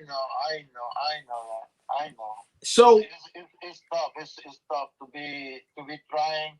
When you love something that you do, it's tough because you stick on it. Even if you think, I mean, if you're seeing it's taking you all the way down, you know, like you know, screen printing was always great to me until I made the wrong decision about getting at the store, like a grocery store. Mm-hmm. You know, right there fucked me up. You know, right there, I knew I shouldn't go through that, but then, you know, it's like I made the bad decision and then keep making the bad decision until get drowning. You know what I'm saying? And then, so that's what brought me into YouTube. I mean, it's like, what should I do? What should I do? It's this thing is getting all the way to my neck. Bad decisions. Bad decisions are a part of being an entrepreneur. I just talked about over $50,000, which could be looked at as a bad decision, and it's only a bad decision in my eyes because I don't have the time to devote to the vision that I have for the current space that I'm in, and I got to go bigger than what I'm doing. So technically, it's a waste of money. It's a bad decision, right? And I'm gonna leave you with this. And we can talk a little bit later. I got to get to the crib and get my food and all of that stuff. I'm hungry. My phone is about to die. I feel you. But what you have to offer and the way that you do it is important because people need to see and understand what's possible, right? You can only go so far working by yourself. And that's what I got out of what it talk. I've been saying it forever. You can only go so far working by yourself. It's only so much work you can do. Let me tell you something. We are on the same boat. I got that from the beginning from you. I said, like, why these people don't understand this guy is bringing them the easiest way to do business. There is business for everyone, right? So what you know, like if they want to start a business, they go to Supercolor. If you focusing on Supercolor or whatever company you want to use, you know what I'm saying? But that's a stand back has been bringing that to them. So they know that they can start from home, they can start making that because I'm sure a lot of people are the same struggling. You know, and nobody takes care of them. I'm a screen printer at my core, man. That's where I started. And then I realized that I don't want to be Fidel working all night, then driving across states for 3 hours to deliver shit because it was late. I've been there and done that. It ain't the life I want to live. And I think I wish somebody could help me at this point to make that drive for me. I'm just being honest, man. I'm so fucking tired. I've been misunderstanding every one thing on all this thing. I want to be clear on that, man. I've been misunderstanding all things. One of the last jobs I screen printed, I had to print and then drive 2.5 hours to Jersey. I know exactly what you're talking about. This is like literally one of the last ones I printed maybe 1.5 years ago. You know what I'm saying? Where I printed it myself. And it was for a friend's mom. So we going to wrap the live up, man. I'm going to get out of here, but we'll talk again soon. Maybe on a live or something. Please, I wait for, you to call me. So I don't want to be bothering you every time. You good. My phones was down a little bit, but we good. We going to get on real soon. You got it, man. I appreciate you all. And understand my whole point is just be me, man. It's no, I'm not. We're sorry. The number you have dialed has calling restrictions that have prevented the completion of your call. Announcement. Really? So that was yeah. We appreciate you. No doubt, man. I don't know what the heck is happening. I'm just like, I ain't never heard that one. But listen, I think that's important, man, because he's an old timer in there. Yeah. Been around, got all the equipment, and it's here's an old timer willing to understand and listen and really see what I'm trying to say out throughout this whole process. This ain't got nothing to do with him doing screen printing, but I seen the photos he showed me at the show, there's product, and then what Supercolor gave him as a screen printer and what he was doing or able to do with the product to fit his business. Nobody said stop doing screen printing or just use it when you need to. Yeah. You know what I'm saying? And just overall, these whole situations, different things like that, man, I think that was a great little segue to add or to close it out on, man. Yeah. It's like, bro, you can take this shit as far as you want to take it. Have an open mind no matter how far you are. There is no industry standards anymore. The game has changed. And the change and it's the shift in power that's happening. And the shift in power is going to go to the people. It's going to the people. And if we collectively, as the people, come together, we the people have the ability to move in certain directions, right? And it took for me to get this far along and have all of these companies and really have doors shut in my face and companies that I know I could change and impact to say no and do different things and stuff like that. And the shit gets you down sometimes. Like, damn, I really want to work with this one particular company. And I want to do X, Y, and Z, but then have them and say, no, I understand. And as a content creator, where that's coming from. I understand as a business owner, the struggles that you face and what you want to do and That's what I set out to create this information for. And throughout this whole entire process of what's going on, just trying to figure out that, bro, me, Stan Banks, T-shirt side hustle, the GOAT, whatever the hell, the Godfather, as the haters want to call me. Yeah. I am a fish out of water. The conversations and the things that is being talked about, bro, I'm thinking I'm 5 years ahead of time. Mhm. You know, I got visions for Circle Clothing that are 5 years down the road. For Substandards, 5 years down the road. You know what I'm saying? And throughout this process, hey, man, I work with companies that had bad deals going bad. I had anything that you could name has happened to me. So if you find yourself as a content creator in one of those situations and you need somebody to ask some advice of, I'm here for the content creators. You know, here one-on-one for the content creators of a sort right now, right? When I had my YouTube channel, I said, yo, sooner or later it's going to become too big for me to answer y'all one-on-one and devote the time to y'all like I was willing to do before, right? Now I'm selling to content creators. You put in the work. You know, I'm accessible. Don't DM me every video that you make. Okay. But when you got, I'll find you if you put in enough work. Somehow, some way, I'll find you. And or when you put in the work, you build some traction, you reach out to me, and I'm willing to work with you. I'm willing to talk to you. Yeah. I had time for content creators one-on-one, right? And eventually I'm not gonna have time for content creators one-on-one. It's just the nature of this thing being duplicatable at all levels. But I think it's very, very important that together, banded together, the change and the impact that we can have in the process, of the way that we can make it bigger and easier on each other and other people as they come along, I think is attainable at a crazy scale. You know what I'm saying? And yeah, that's what I got. Yo,